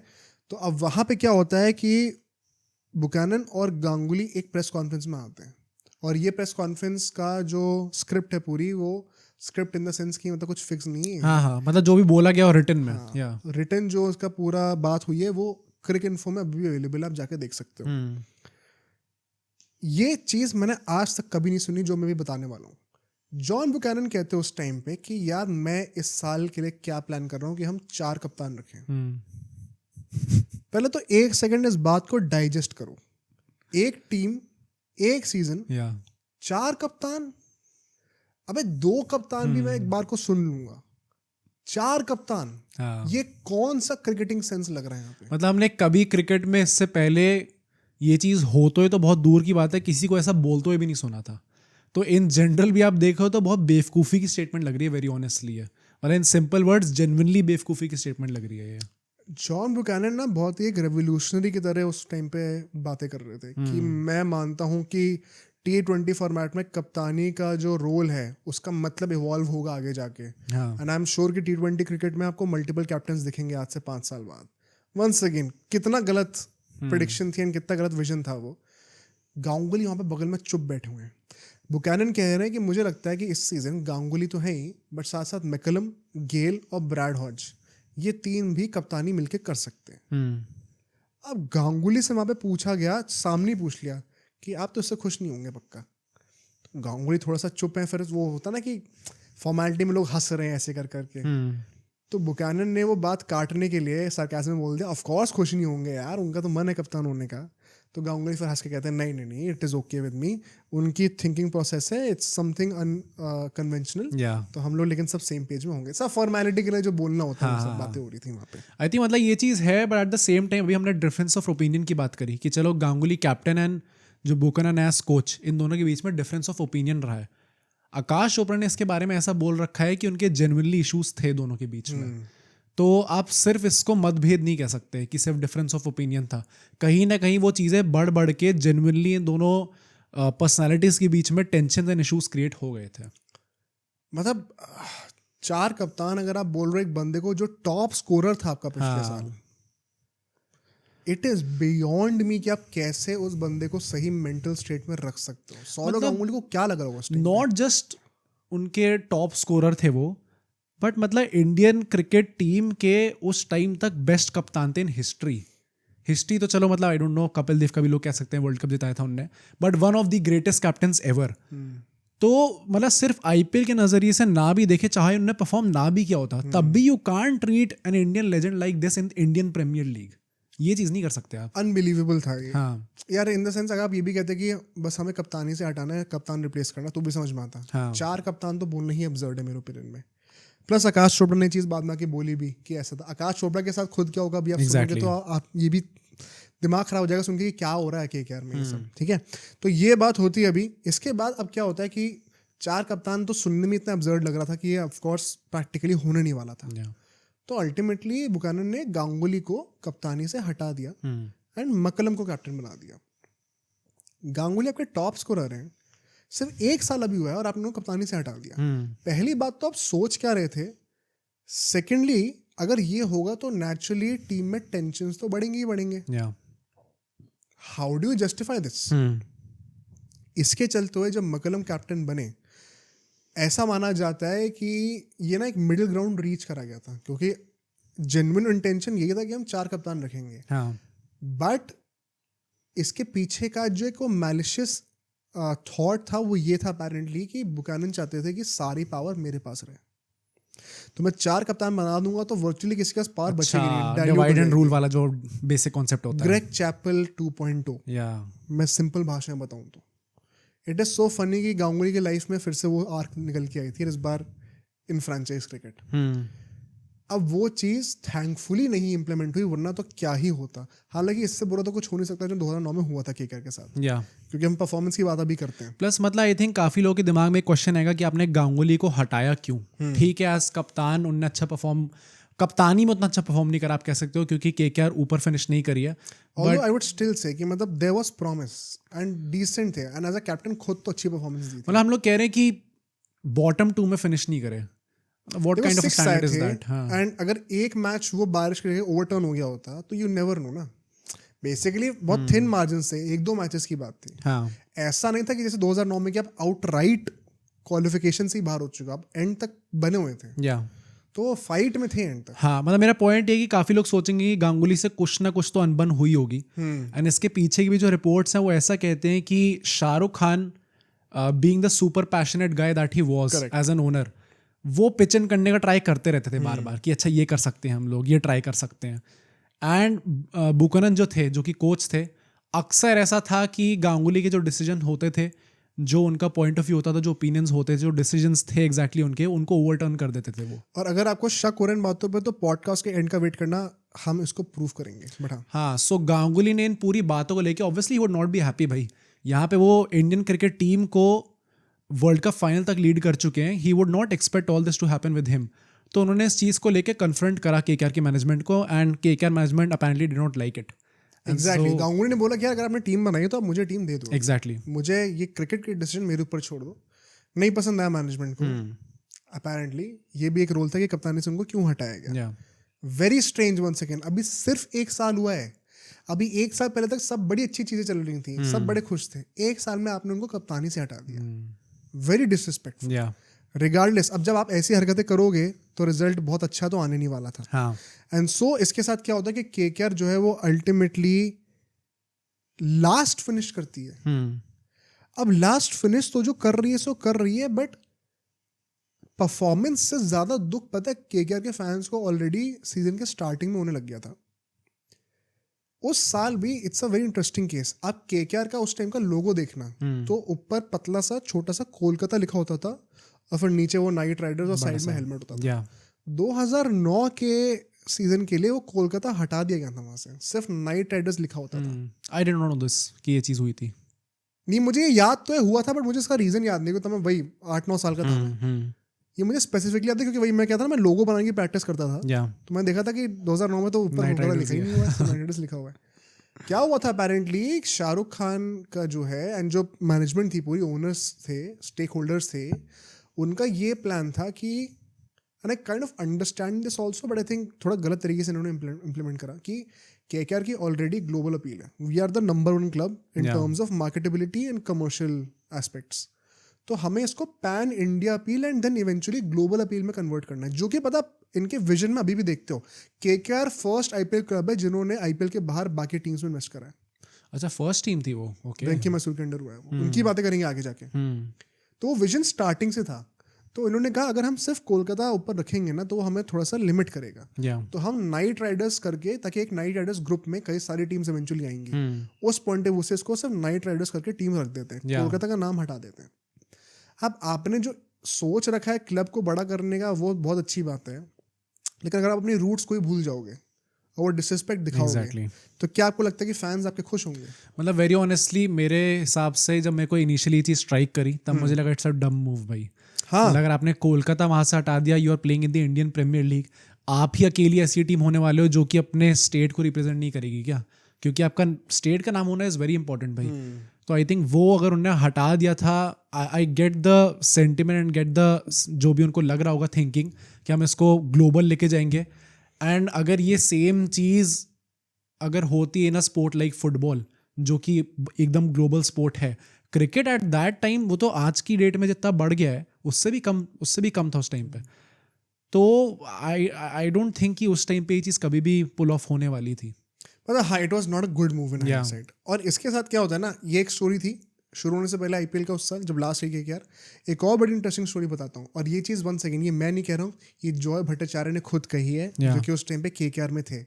वो कहते कि उस साल जब ऑक्शन हुआ था ना, देखो केकेआर ने बहुत ज़्यादा चेंजेस करे नहीं थे क्योंकि उनकी टीम ऑलरेडी तगड़ी थी।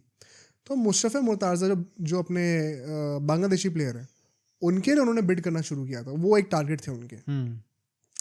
जॉय भट्टाचार्य बताते हैं कि हमारा जो बजट था उस टाइम पे ना वो डॉलर्स में बिडिंग हुआ करती थी, अब तो रुपीज़ में होती है।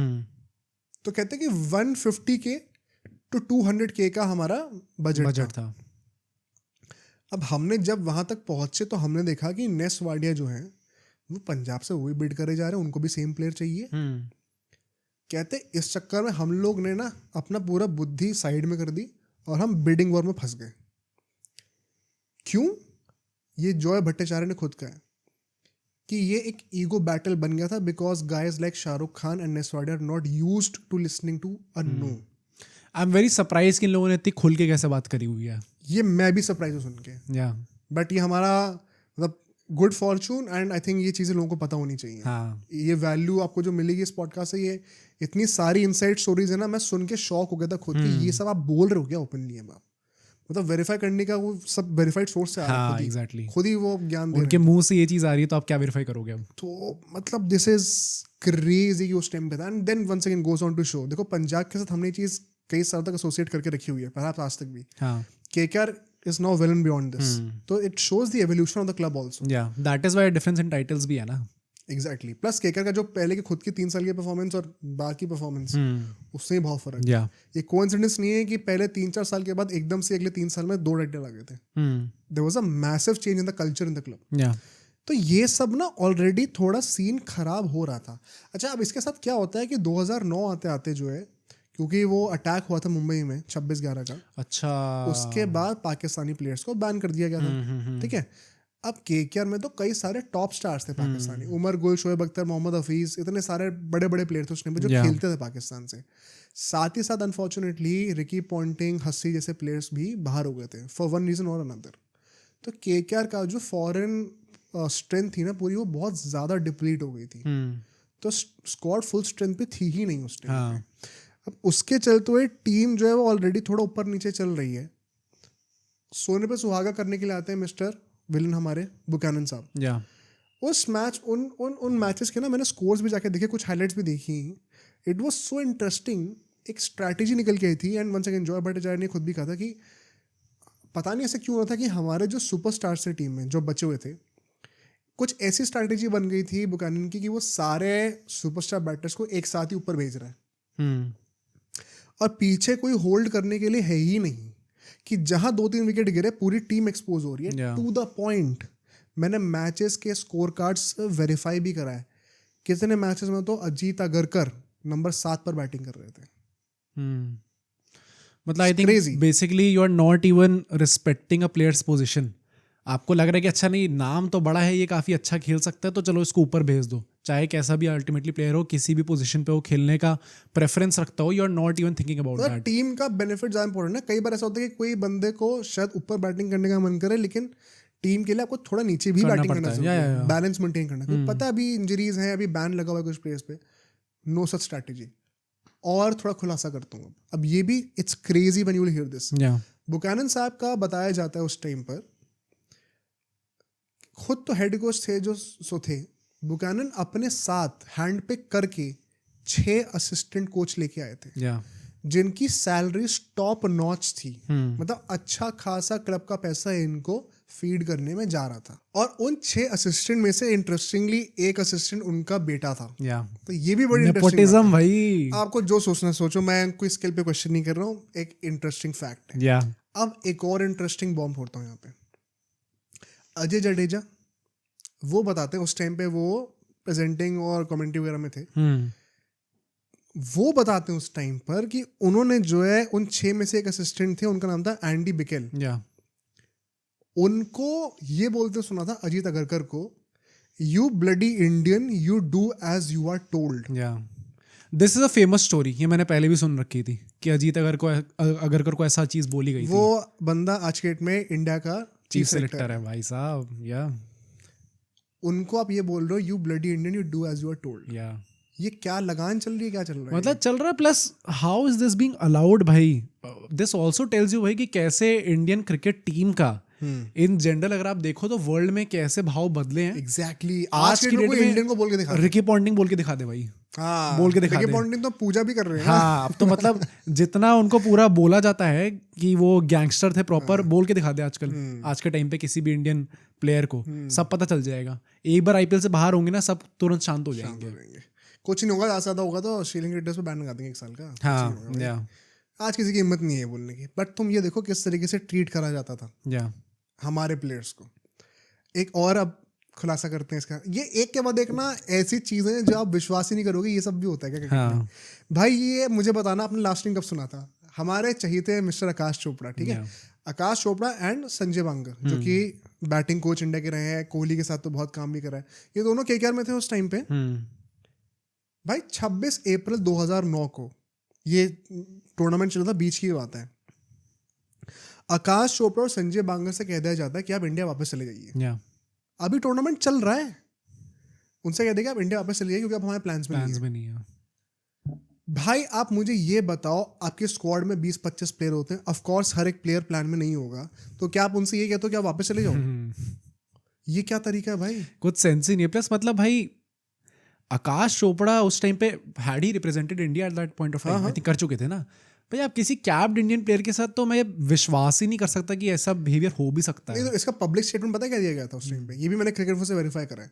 उस टाइम पे पब्लिक स्टेटमेंट ये दिया गया था केकेआर के खेमे से कि ये दोनों सीनियर इंडियन प्लेयर्स हैं और हम इनको डिसरिस्पेक्ट नहीं करना चाहते, तो इनको यहाँ पे हम बैठा के रखें और प्लेइंग लाइन में ना रखें, इससे अच्छा उनको वापस ही भेज देते हैं। भाई इससे बड़ी डिसरिस्पेक्ट कोई नहीं हो सकती है, मुझसे पूछो तो। साउथ अफ्रीका में आईपीएल चल रहा है, आपने कह दिया आईपीएल के बीच में क्या हमारे प्लान में नहीं है, वापस चले जाओ, वापस इंडिया क्या चले तरीका है जाओ भाई? Exactly. At least give them the honour to support their team. तो ये सब अगर आप हो रहा है तो मुझे और एक्सप्लेन करने की जरूरत है क्या कि बुकैनन साहब क्या कर रहे थे, क्या पॉलिटिक्स चल रही थी टीम के अंदर? और अगर ये सब चल रहा है बैकड्रॉप पे, तो एक टीम अच्छा परफॉर्म कैसे कर सकती है? इतना बुरा हाल था मैनेजमेंट का।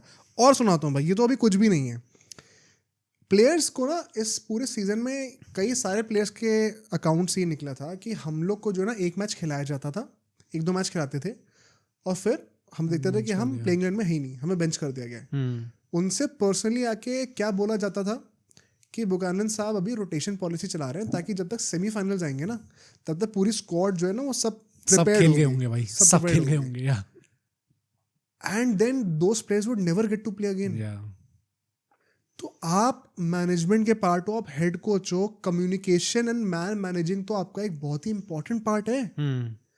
आपने प्लेयर्स को खिला के बाहर निकल दो और उनको बताया भी नहीं कभी। मतलब आई थिंक हायरार्की ऐसी सेट कर दी थी ना कि अभी जब हमने कहा कि उनके 6 असिस्टेंट कोचेस थे, तो वो खुद ऐसा इंडल्ज करते ही नहीं थे, प्लेयर से कम्युनिकेट करते ही नहीं थे। ये भी चीज निकल के आई थी कि बुकानन साहब जो है वो खुद प्लेयर से बात ही नहीं करते थे, वो अलग बैठे रहते थे, वो अपने असिस्टेंट के थ्रू कम्युनिकेट करते मतलब फिर यही होता ना कि चलो एक असिस्टेंट को आपने बोल दिया, उसने किसी और असिस्टेंट को बोल दिया, पहुंचते पहुंचते कोच तक कब बात पहुंची, एग्जैक्टली क्या बात बोली गई थी और फिर उसका क्या किस फॉर्म में वो बात पहुंची उनके कान तक, बुकनन के कान तक, एंड वो खुद ऐसे कोच रहे थे जो कि बिल्कुल ध्यान दे नहीं रहे थे, एंड तगड़ी तगड़ी सैलरीज पे सबको रखा हुआ था, खुद की सैलरी अच्छी थी बट काम वैसा नहीं था, ध्यान वैसा नहीं था काम पे।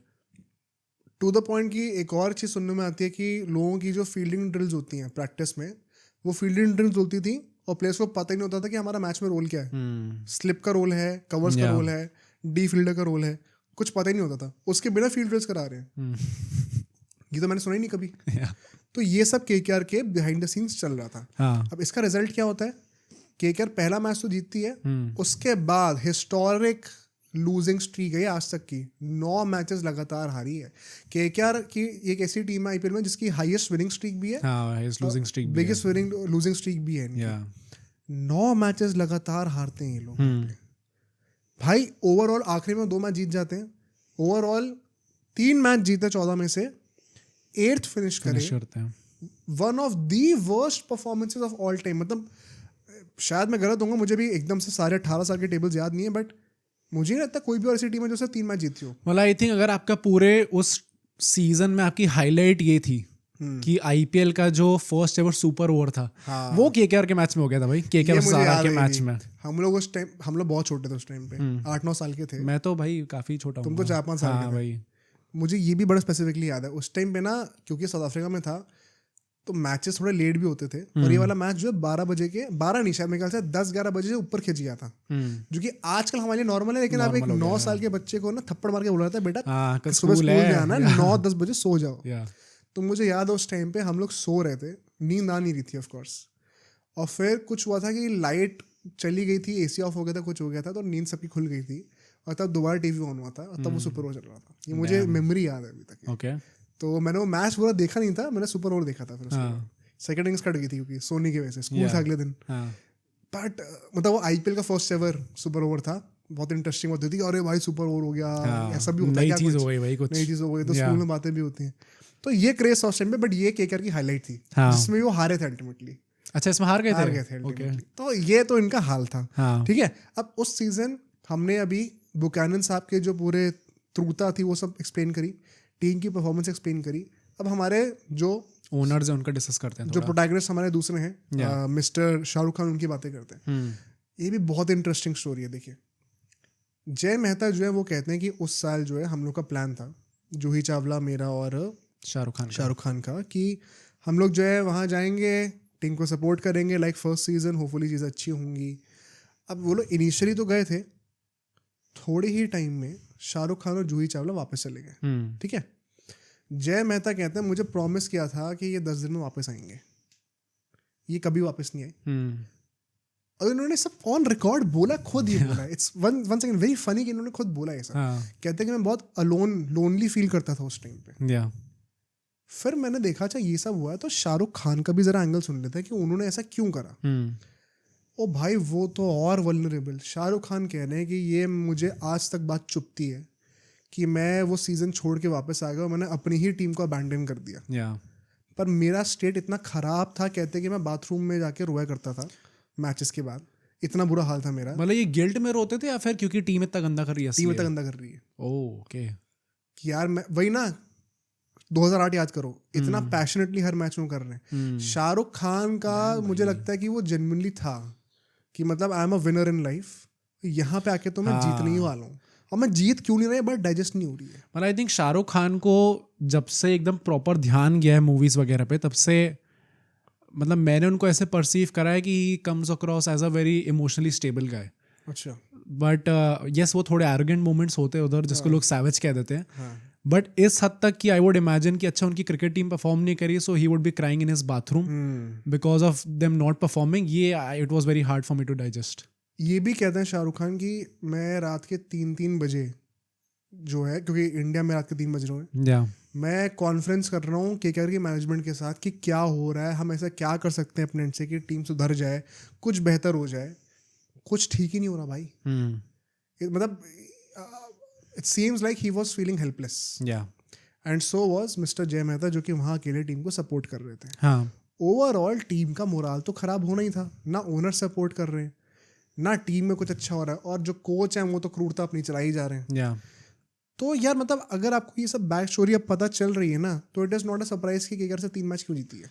हाँ, मतलब आई थिंक इस टाइप का एकदम अनस्टेबल एनवायरनमेंट हो गया था. प्लस आई फील कि केकेआर का ऐसा नहीं था कि दे वर नॉट ट्राइंग.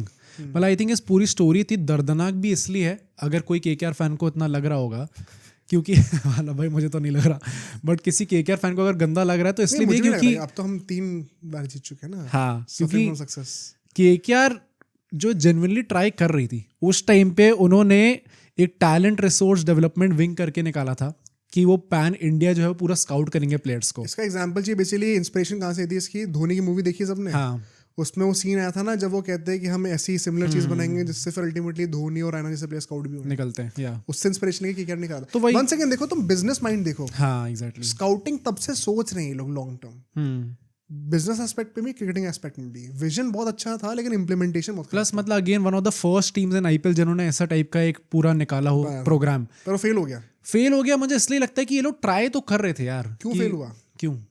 जो मैनेजमेंट हेड कर रही थी टैलेंट रिसोर्स डेवलपमेंट प्रोग्राम को, या वो तंग आ गए थे बुकानन से अच्छा. कि ये बंदा तो हमारी सुन नहीं रहा भाई, हम गिव अप करते हैं भाई, इनसे ही चला लो फिर. अच्छा, मतलब जो स्काउट वो लेके आ रहे थे करके प्लेयर्स को, वो टीम में ही बैलेंस हाँ. नहीं बन रहा, उनका फीडबैक नहीं ले रहे, नहीं हो रहा, कम्युनिकेशन या, मिसमैच. या.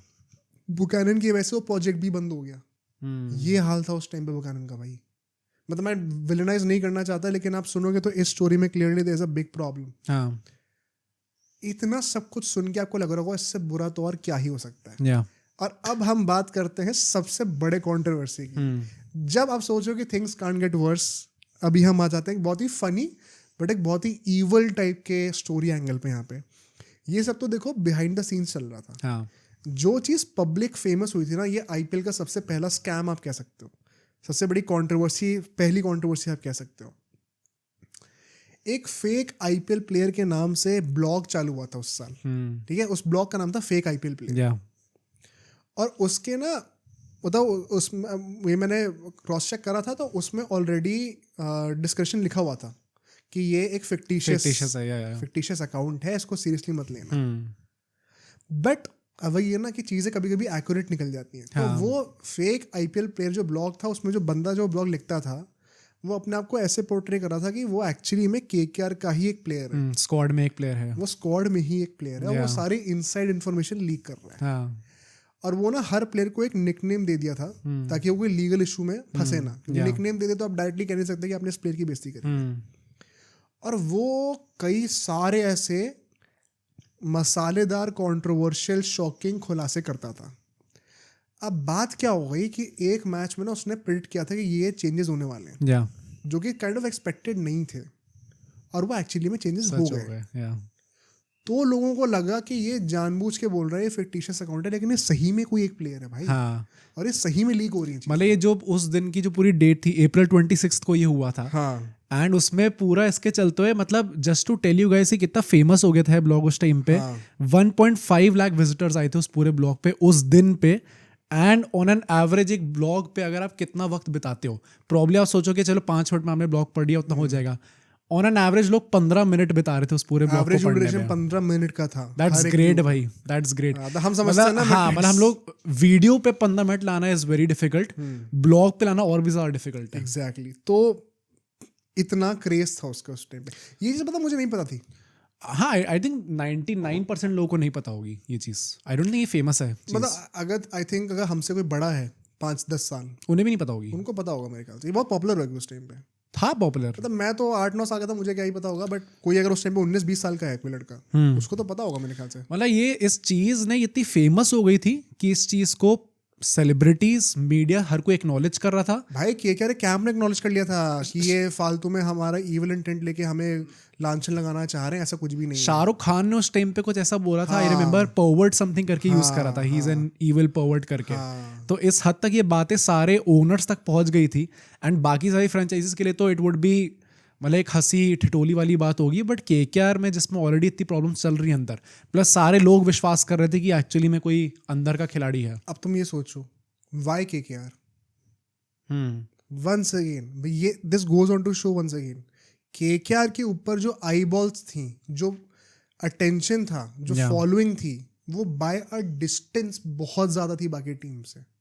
तो ऑफ ऑल टीम्स केकेआर का ही ये चीज टारगेट भी हुई थी। या as a matter of fact उस ब्लॉग का जो लास्ट, मतलब उसमें जो लास्ट आर्टिकल निकाला था उस बंदे ने, उसमें कुछ ऐसे करके कहा था RIP फेक IPL प्लेयर, और कहता है कि मैं अगले साल मोस्ट लाइकली एक बुक निकालूंगा और उसमें मैं पूरा रेवलेशन करूंगा। या और अगले साल फिर 2010 के IPL में एक बुक भी आती है द गेम चेंजर्स के नाम से। हाँ और जब वो बुक आई थी तो जिस बंदे ने पूरा आर्टिकल लिखा था वो अपनी आइडेंटिटी रिवील करता है।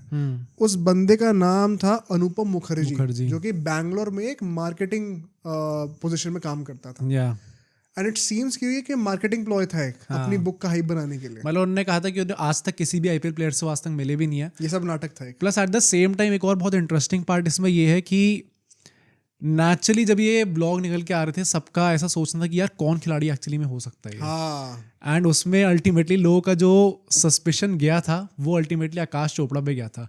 एंड बहुत नेचुरली अगर आप देखोगे तो उस टाइम पे आपको देख के लगा हाँ यार आकाश चोपड़ा हो सकता है, मतलब ऐसे टाइप की सिचुएशंस क्रिएटेड थी। Correct. साउथ अफ्रीका से आपको बीच पूरे टूर्नामेंट में आपको घर भेज दिया जाता है। Plus at the same time उसी साल जो है उन्होंने एक बुक निकाली थी बियॉन्ड द ब्लूज करके। Yeah. तो उनके पास वो स्किल भी है कि वो ब्लॉग लिख सकते हैं, वरना यूजुअली क्रिकेटर से लोग ऐसे एसोसिएट नहीं करते कि ये ऐसा खिलाड़ी कर देगा कुछ। कोइंसिडेंस देखो, 26 अप्रैल को वो आर्टिकल आया था, 26 अप्रैल को आकाश चोपड़ा को कहा गया था। ओह ओके या बट अल्टीमेटली आकाश चोपड़ा नहीं थे। या बट ये स्पेकुलेशन निकल के आया था कि आकाश चोपड़ा ही तो नहीं है। ये सब फालतू की कंट्रोवर्सीज हो रही थी यार उस टाइम पे। या ये हाल था केकेआर का। तो अल्टीमेटली इन सब का कल्मिनेशन के बाद और कुछ नहीं है, 2009 से बहुत बातें कर ली। हाँ केकेआर का एक हॉरेंडस सीजन होता है और फिर बात आती है साल 2010 की। अब यहाँ तक बुकैनन साहब के जितना भी टैक्टिक्स है सब एक्सपोज हो चुके थे। तो केकेआर ने कहा हमें कुछ चेंजेस करने का टाइम आ गया। सबसे पहले तो बुकैनन साहब को हटाया जाए, डेव वॉटमोर को वापस क्या मतलब पहली बार लाया जाता है उस टाइम पर। Became a popular name with KKR in the coming years. हाँ, उनको कोच बनाया जाता है एंड बिग डिसीजन, 2 बड़े डिसीजन इनफैक्ट, गांगुली साहब को अपनी कप्तानी वापस दी जाती है। I think rightfully so. In the 2009 season he was once again one of the leading scorers. McCullum का कोई अच्छा सीजन नहीं गया था, गेल का कोई अच्छा सीजन नहीं गया था। तो वहां पे गांगुली को वापस अपनी कप्तानी दी जाती है। एंड केकेआर का जो जर्सी थी वो ब्लैक से पर्पल क्यों हुई है, ये कितने लोगों को पता है? आई थिंक कई लोगों को नहीं पता होगा। हाँ, आई थिंक कुछ टाइम पहले हम लोग क्या खुद में डिस्कस करे थे, हमने किसी उसमें ही कहा था, हमने वीडियो में कहा था किसी, और तुमने कहा था कि बताऊंगा। तो इस पॉडकास्ट के लिए था। ठीक है। बेसिकली जब केकेआर 2009 में पिट के आती है तो 2010 के स्टार्टिंग से पहले बहुत सिंपल सा रीजन है एक्चुअली में, इतना बड़ा कोई सस्पेंस नहीं है। जूही चावला जो है वो जय मेहता और शाहरुख खान से कहती है कि यार ये जो ब्लैक कलर है ना, ये टीम की पॉजिटिव वाइब को ना वो मैच नहीं कर रहा है। हाँ। ये हमें कुछ पॉजिटिविटी लेके आनी है, हमें एक जो हम रिप्रेजेंट करते हैं वो ब्लैक से नहीं हो पा रहा है, हमें ये कलर चेंज करना चाहिए। अपेरेंटली शाहरुख खान और जय मेहता कहता है भाई क्या बातें हो रही हैं, ये इसका ये तो कलर से कोई रिलेशन है इस चीज़ का, कोई हमें कोई मतलब नहीं है इन चीज़ों से। पर जूही चावला ने सिंगल हैंडेडली वो बहुत ज़्यादा इंसिस्ट किया था कि नहीं ब्लैक तो चेंज होगा ही होगा। तो उनके कहने पे अल्टीमेटली फिर ब्लैक से पर्पल किया गया था। Purple is a very royal colour. मतलब ये मुझे याद है हम लोग घर पे एक दिन बात कर रहे थे, पर्पल जो है वो एंशिएंट टाइम्स में सिर्फ राजाओं को पहनने को मिलता था। अच्छा, इतना वो होता था, ओके, रॉयल कलर होता था। हाँ। कई सारी कंट्रीज में ये हिस्ट्री रही है। तो पर्पल एंड गोल्ड नेचुरली एक गुड कॉम्बिनेशन था। 2010 में फॉर द फर्स्ट टाइम हम देखते हैं कि वो पर्पल और गोल्ड की जर्सी आ रही है। 2008 की ही जर्सी का टेम्पलेट था वो, उसमें बस वो पर्पल कलर डाला गया था।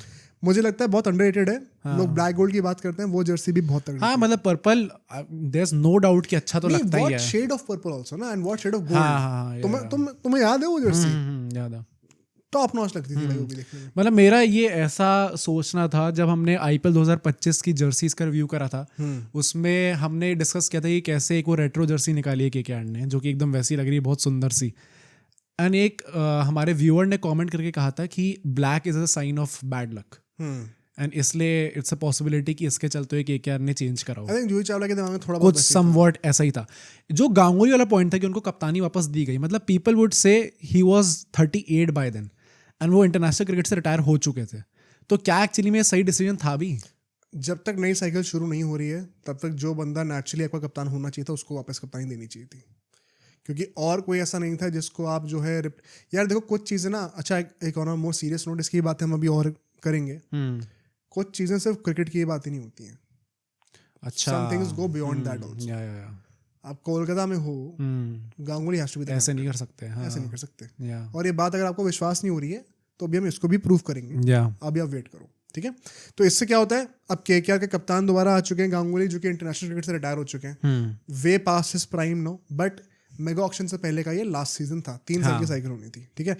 पर्पल कलर हो चुका है, नए कोच आ चुके हैं, नई होप्स थी, इंडिया वापस आ रहा था IPL। या अल्टीमेटली KKR दोबारा 6ठे नंबर पे फिनिश करती है, बट अभी तक का उनका ये बेस्ट सीजन जाता है, या क्योंकि वो 7 मैच जीतते हैं और 7 मैच हारते हैं। अब यहाँ पे ना देखो, मैंने 2008 के लिए क्या कहा था कि रिदम बननी शुरू होती थी और टूट जाती थी। या यहाँ पे प्रॉब्लम बस ये थी कि रिदम कभी बन नहीं पाई, क्योंकि क्या होता है, पहले आप 2 मैच जीतते हो, फिर आप 3 मैच हार जाते हो, उसके बाद बहुत टाइम तक ऐसा था कि आप 1 मैच जीत रहे हो, 1 हार रहे हो, 1 जीत रहे हो, 1 हार रहे हो, वो रिदम कोई बन नहीं पाई। या टू द पॉइंट ही अगर आप एक्चुअली देखोगे तो KKR घर में 7 में से 5 मैच जीती थी, it's a very good record.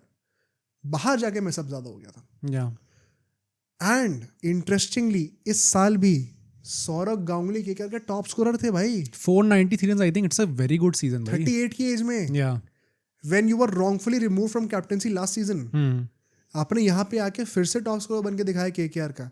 भाई कुछ भी कहो गांगुली का, लेकिन उन्होंने वेरी ऑनेस्टली जब मैंने स्टैट्स पढ़े ना, I was kind of shocked कि इतना परफॉर्म कर हाँ रहे कि हैं, क्योंकि भाई 493 तो it's a damn good season भाई, काफी अच्छा। ऐसा तो नहीं है कि ओपनिंग करते हैं वो कि हम लोग थोड़ा और एक्स्ट्राऑर्डिनरी लेवल एक्सपेक्ट करें, जैसे कोहली से हम लोग एक्सपेक्ट करते हैं।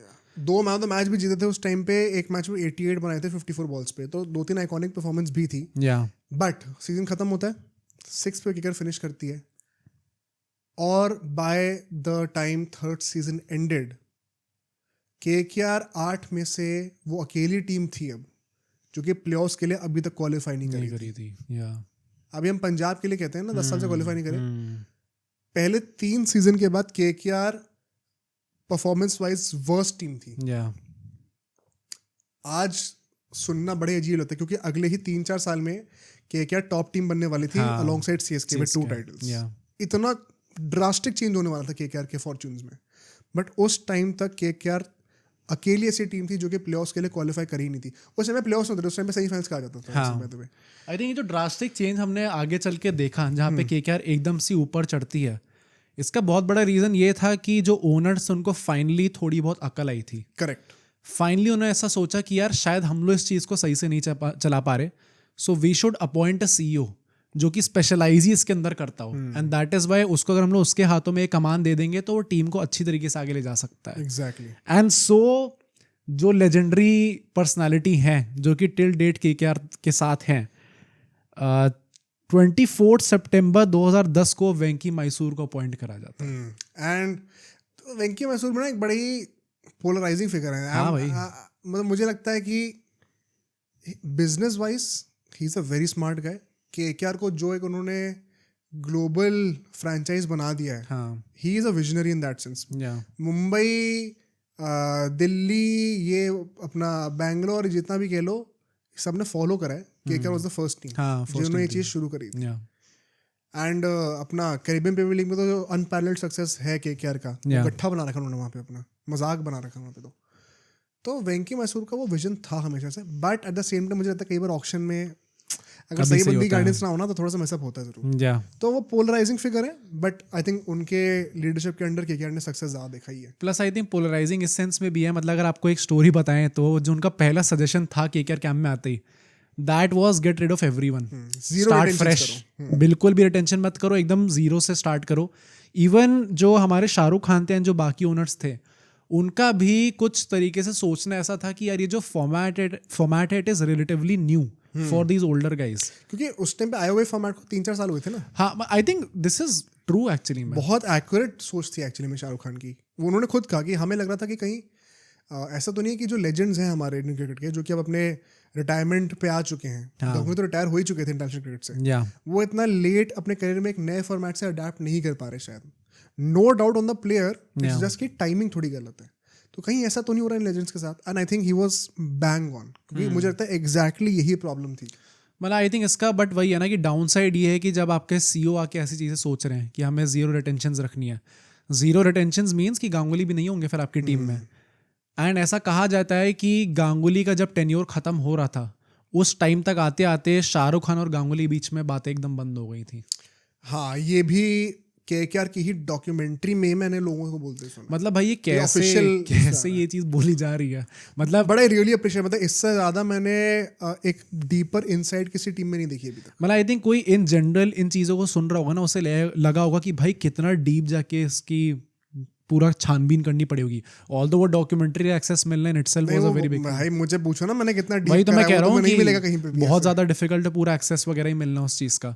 बट मतलब द फैक्ट की चीज़ है केकेआर के कैंप से खुद उन्होंने आके एक्सेप्ट करी है, एडमिट करी है, ना कि बोले हैं सबको. आई थिंक दैट एक तरीके से तारीफ भी कर सकते हो इन चीज़ की. इस पॉडकास्ट में जो भी बातें करी हैं इसमें कोई भी इंटरप्रिटेशन नहीं है, स्पेकुलेशन नहीं है, कोई स्पेकुलेशन नहीं है. ये चीज है. ऑन रिकॉर्ड बोली गई है. हमने जो भी बोला ना ऑन रिकॉर्ड है ये सब. ये हम कुछ स्पेकुलेट नहीं कर रहे हैं यहाँ पे. आप चाहे तो अपनी रिसर्च खुद भी कर सकते हैं. Highly recommend everyone. अब इसके बाद होता क्या है कि अल्टीमेटली जब वेंकी मैसूर ये चीज़ प्रपोज करते हैं कि जीरो रिटेंशंस करी जाए, नेचुरल सवाल सबसे बड़ा वही था कि आप क्या ये कहना चाह रहे हो कि गांगुली रिटेन नहीं होंगे.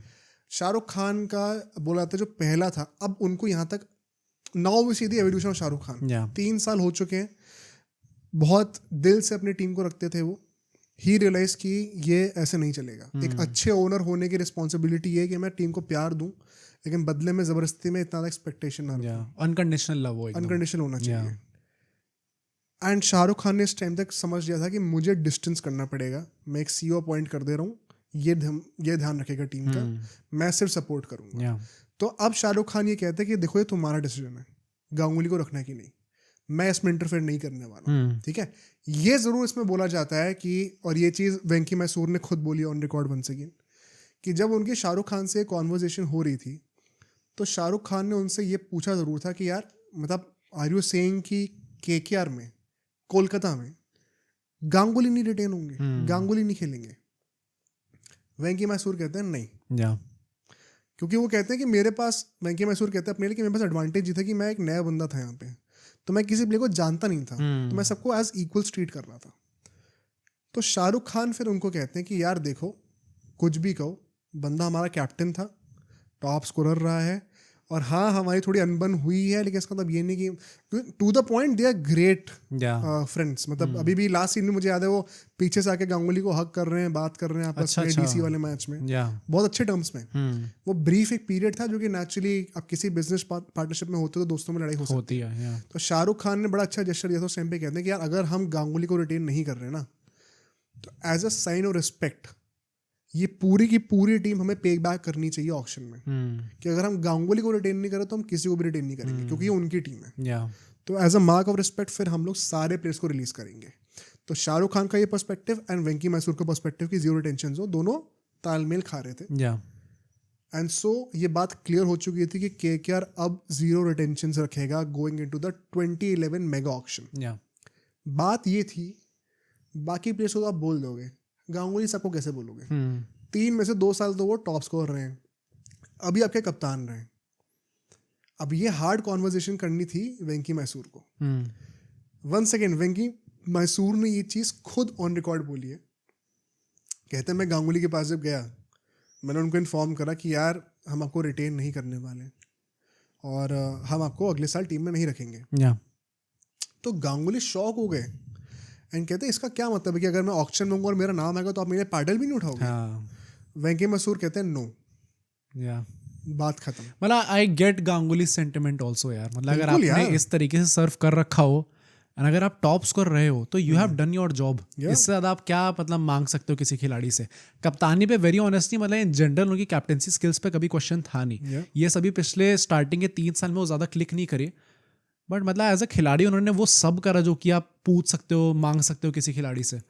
तो उनका इस तरीके का reaction, I get why he did that भाई. और यहाँ पे हमारी एंट्री होती है दी अल्टीमेट केकेआर ओजी की. या क्योंकि ये बोलते हैं उस टाइम पे वेंकी मैसूर कि हमारा इंटेंशन क्या था गांगुली को ना रखने का. हमें एक ऐसा खिलाड़ी चाहिए था जो कि इंडिया और केकेआर दोनों के लिए कम से कम अगले 5-6 साल खेलने वाला था. या Ganguly at 38-39 already retired from India. KKR को भी कितने साल और दे देंगे, हमें एटलीस्ट 2 साइकिल और चाहिए थी. तो हमारे टारगेट पे 2 प्लेयर्स थे. हाँ.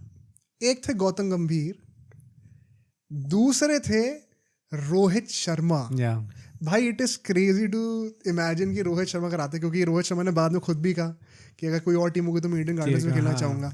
लास्ट सीजन कितने रूमर्स चल रहे थे कि मुंबई छोड़ेंगे तो ईडन गार्डन्स आएंगे. या it is actually crazy to think कि केकेआर भी सोच रहा था ये 2012 में. प्लस आई थिंक अगर आपको ये ऑक्शन स्ट्रैटेजी पुल ऑफ करनी थी जहाँ पे आप आइदर गंभीर और रोहित शर्मा को लाने वाले थे, इसके लिए एक और चीज़ बहुत इंपॉर्टेंट थी कि आप ऑक्शन में जाओ तो you want a guy who specialises in auction. यहाँ से हम अपने नेक्स्ट सेगमेंट को शुरू करते हैं. अब हम अल्टीमेटली आते हैं जो 2011 का ऑक्शन हुआ था, जहाँ पे ये ट्रांजिशन होता है गांगुली से गंभीर का. तो उसमें हाँ तुम कुछ बताए थे. तो मतलब यू वांट समवन जो कि ऑक्शन में स्पेशलाइज करता हो, and for that they had Jeet Banerjee उनके मैनेजमेंट में, जो कि ऑक्शन में स्पेशलाइज करते थे. अब इसका भी बहुत ज़्यादा एक फन स्टोरी ये है, एंड बहुत इंटरेस्टिंग स्टोरी ये है कि उनकी जो मॉम थी उनकी आर्ट गैलरी थी. तो दैट इज़ वाई ये ऑक्शन वो अपने बचपन के टाइम से देखते आ रहे थे. तो he knew how things work in auction.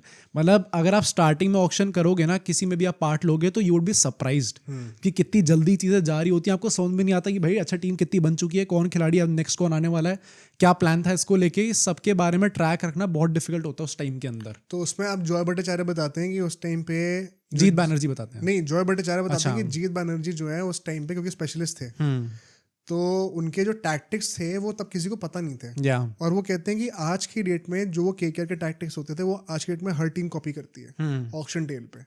2 चीजें प्राइमरीली उन्होंने एग्जांपल दिया था कि जीत बैनर्जी ये करते थे कि जब भी कोई बहुत बड़ा प्लेयर होता था जिसके लिए केकेआर को जाना ही जाना है, आप ना स्टार्टिंग से इंटेंट शो नहीं करोगे, आप एक पोकर फेस बना के रखोगे, एक्टिंग करोगे हम इंटरेस्टेड नहीं है, और सब चुप बैठे रहेंगे ताकि दूसरी टीम को एक फॉल्स बिलीफ मिल जाए कि मैं तो इस प्लेयर को लेने ही वाला हूँ, और फिर आप एकदम से पार्टी स्पॉइल करने के लिए आ जाओ एंड मोमेंट पे, ताकि आप बिड को इन्फ्लेट भी ना करो अपने ही पेडलिंग से. और सेकंड, जब कुछ ऐसे प्लेयर्स होते थे जिनको हमें खरीदना चाहते हैं लेकिन बजट बहुत टाइट है, तो उनके लिए स्टार्टिंग से ही बहुत ही एग्रेसिवली बिड करना शुरू कर दो ताकि दूसरी टीम को लगे मैं इनसे भिड़ूंगा नहीं, ये तो ब्लॉकर लेके ही जाएंगे. और आप इस चक्कर में दूसरी टीम बिड करना छोड़ देगी और आपको सस्ते मिल जाएगा. मतलब हमने अभी 2024 में देखा था जब ऑक्शंस हो रहे थे, तो हमने ऐसे टाइप के जो भी टैक्टिक्स होते हैं ये सारी टीम्स यूज कर रही थी. एग्जैक्टली. बट मतलब यार इस मामले में आई थिंक इस पॉडकास्ट से ये चीज़ तो प्रूव होती है भाई कि आईपीएल में काफ़ी चीज़ें जो कि ग्लैमर लेके आती हैं, ये जो स्मार्ट ट्रिक्स होती है, जो स्ट्रीट स्मार्टनेस होती है, ये स्टार्ट सब केकेआर से हुआ था एक्चुअली में भाई. Full ahead of its time. हाँ आराम से Easily. या कोई सवाल ही नहीं इस चीज़ पे. बट अब जब 2011 का अल्टीमेटली मेगा ऑक्शन आता है, जब वो दिन आया, देखो उस टाइम पे 2 नई टीम्स आ चुकी थी, सहारा पुणे वॉरियर्स और कोची टस्कर्स, जिनका एक बहुत ही स्कैम ओरिएंटेड एंड रहा है दोनों का. उसके ऊपर भी एक पॉडकास्ट कभी बनाएंगे. बाद में इट्स अ गुड आइडिया. हाँ, करते करते ही आ गया भाई. जो टीम्स के साथ ऐसा हुआ है कि वो बंद हो गई, क्या हुआ था उनके साथ, इसके ऊपर एक पॉडकास्ट कर सकते हैं.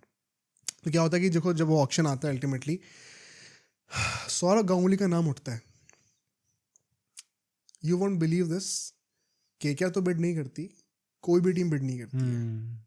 सौरव गांगुली 2011 के मेगा ऑक्शन में अनसोल्ड गए थे. और जॉय भट्टाचार्य बताते हैं कि जैसे वो अनसोल्ड हुए ना, with in a few minutes उनके फोन के ऊपर 400 मैसेजेस थे. ऐसा बोल रहे थे कि बंगाल में ये चीज़ फैला दी गई थी कि ये बंगाली बंदा जॉय भट्टाचार्य, इसने हमारे बंगाल के प्रिंस को बिट्रे करा है. और पता है ये भी चीज़ मैंने फिर न्यूज़ चैनल उस टाइम पे उनकी वीडियोस देखी, ये पता है एक मैसिव आउटरीच हुआ था उस टाइम पे. जो जितने भी बंगाल के फैंस हैं उन सब ने करा. भाई कोलकाता में तो हुआ ही हुआ, हाँ। ये इंडिया में कई जगहों पे हुआ है ये आउटरीच। अच्छा। कि केकेआर ने वन सेकंड, तुम केकेआर की पैन इंडिया अपील देखो कि केकेआर ने गांगुली को रिटेन क्यों नहीं करा। तो वो पुतले जल रहे हैं शाहरुख खान वगैरह के, हाँ, ये पूरे जॉय भट्टाचार्य स्लोगन्स के। वगैरह निकाल रहे हैं कि हाँ, हाय वो हाय, लात मारने या, पुतले या, को, वो सब जो होता है ना, प्रदर्शन होता है पूरा, या। वो हो रहा था वहां पे एक प्ले को ना रिटेन करने के चक्कर में। हम्म, तो केकेआर के जो पूरी फैन फॉलोइंग थी ना, वो उनके अगेंस्ट ही टर्न कर चुकी थी उस टाइम पे। या, अब इसके ऊपर अभी और दोबारा बात करेंगे, बस इसका भी एंडिंग बड़ा इंटरेस्टिंग है। इसके बाद क्या होता है देखो, अब गाली मिल रही है फैन से, एक हार्ड डिसीजन ले लिया गया है, गांगुली अनफॉर्चुनेटली अनसोल्ड ही हो गए, हाँ, बट केकेआर का नजरें जो थी वो थी गौतम गंभीर के ऊपर। जब गौतम गंभीर ऑक्शन पे आते हैं, अब केकेआर को था कि हमें लेना ही लेना है, बट कोची टस्कर्स भी चाहती थी गंभीर को लेना, या, और इन दोनों के बीच में एक बिडिंग वॉर हो गई थी टू द पॉइंट गंभीर फिर one of the most expensive buys उस टाइम पे बने थे, शायद दी मोस्ट एक्सपेंसिव भी बने थे, लोग बताएंगे मुझे कमेंट्स में। या, ऐसा बताते हैं जॉय भट्टाचार्य कि उस टाइम पे एक्चुअली में इतनी ज्यादा बिडिंग हो गई थी कि अगर कोची ने एक दो बिड और मार दी होती ना तो केकेआर मना कर दी थी। ओके, और गंभीर कभी केकेआर आती नहीं। हाँ, ये देखो भाई, ये सब होता है, मतलब एक इतने फाइन मार्जिन से बात होती है, या, बट थैंकफुली गंभीर को लैंड कर ली थी KKR. It was the perfect match, world cup जीते हैं, फाइनल में रन अच्छा, मारे हैं। हाँ, उस टाइम पे तो यार उस टाइम पे तो लग ही रहा था कि 5-6 साल इंडिया आराम से खेलेंगे, अल्टीमेटली हो नहीं पाया वो Yeah. अनफॉर्चुनेटली। बट केकेआर के पॉइंट ऑफ व्यू से मतलब it was a match made in heaven. हाँ, गंभीर आते हैं, साथ ही साथ एक बहुत ही स्ट्रॉन्ग टीम बनाते हैं, यूसुफ पठान पे भी बहुत पैसे खर्च करते हैं, जाक कालिस के ऊपर बहुत पैसे खर्च करते हैं, या, एंड कई सारे जो होते हैं ना अंडररेटेड प्लेयर्स जो कि केकेआर के आइकॉन बन गए थे बाद में, रजत भाटिया, रैंडन डिस्कार्टे, इकबाल अब्दुल्ला, शमी उस टाइम पे यंगस्टर थे, oven Morgan, Brett Lee, Shakib Al Hasan सब आए थे। आई थिंक गंभीर के साथ जो पूरी चीज़ हुई है कि अगर वो कोची टस्कर्स और बिड करती तो केकेआर की बुरी हालत हो जाती और वो मिस आउट कर देते। ये सेम चीज़ 2012 में भी हुई थी विद सुनील नारायण। या ये भी बहुत इंटरेस्टिंग स्टोरी है। मुंबई इंडियंस ने अगर थोड़ी और बिड करी होती तो केकेआर के प्लान्स थे नहीं और ज़्यादा जाने के लिए। ऐसा बताते हैं जॉय भट्टाचार्य कि मुंबई आज तक बहुत रिग्रेट करती है अच्छा, मुंबई एक्चुअली में रिग्रेट करती कि है। हम नारायण को नहीं खरीद पाए। ओके, और ये वंस अगेन ये बहुत छोटे छोटे पोजीशंस की बात होती है।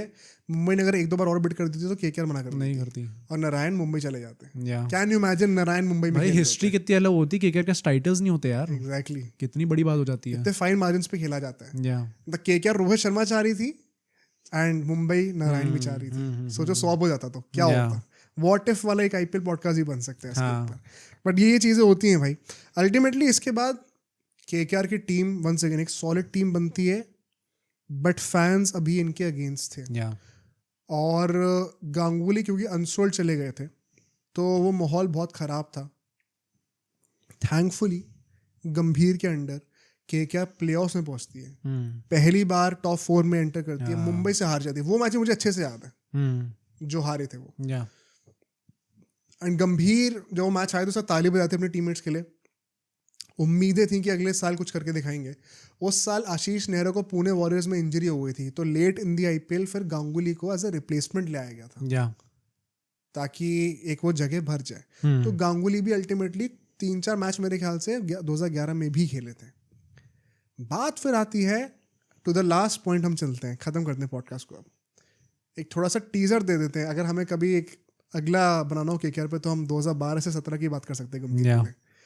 2012 का टाइम आता है, केकेआर फाइनली एक बार प्लेऑफ्स में पहुंच चुकी थी, इस साल अच्छा कर रही थी, होप्स थी कि जीतेंगे, और युवराज सिंह को कैंसर हो गया था।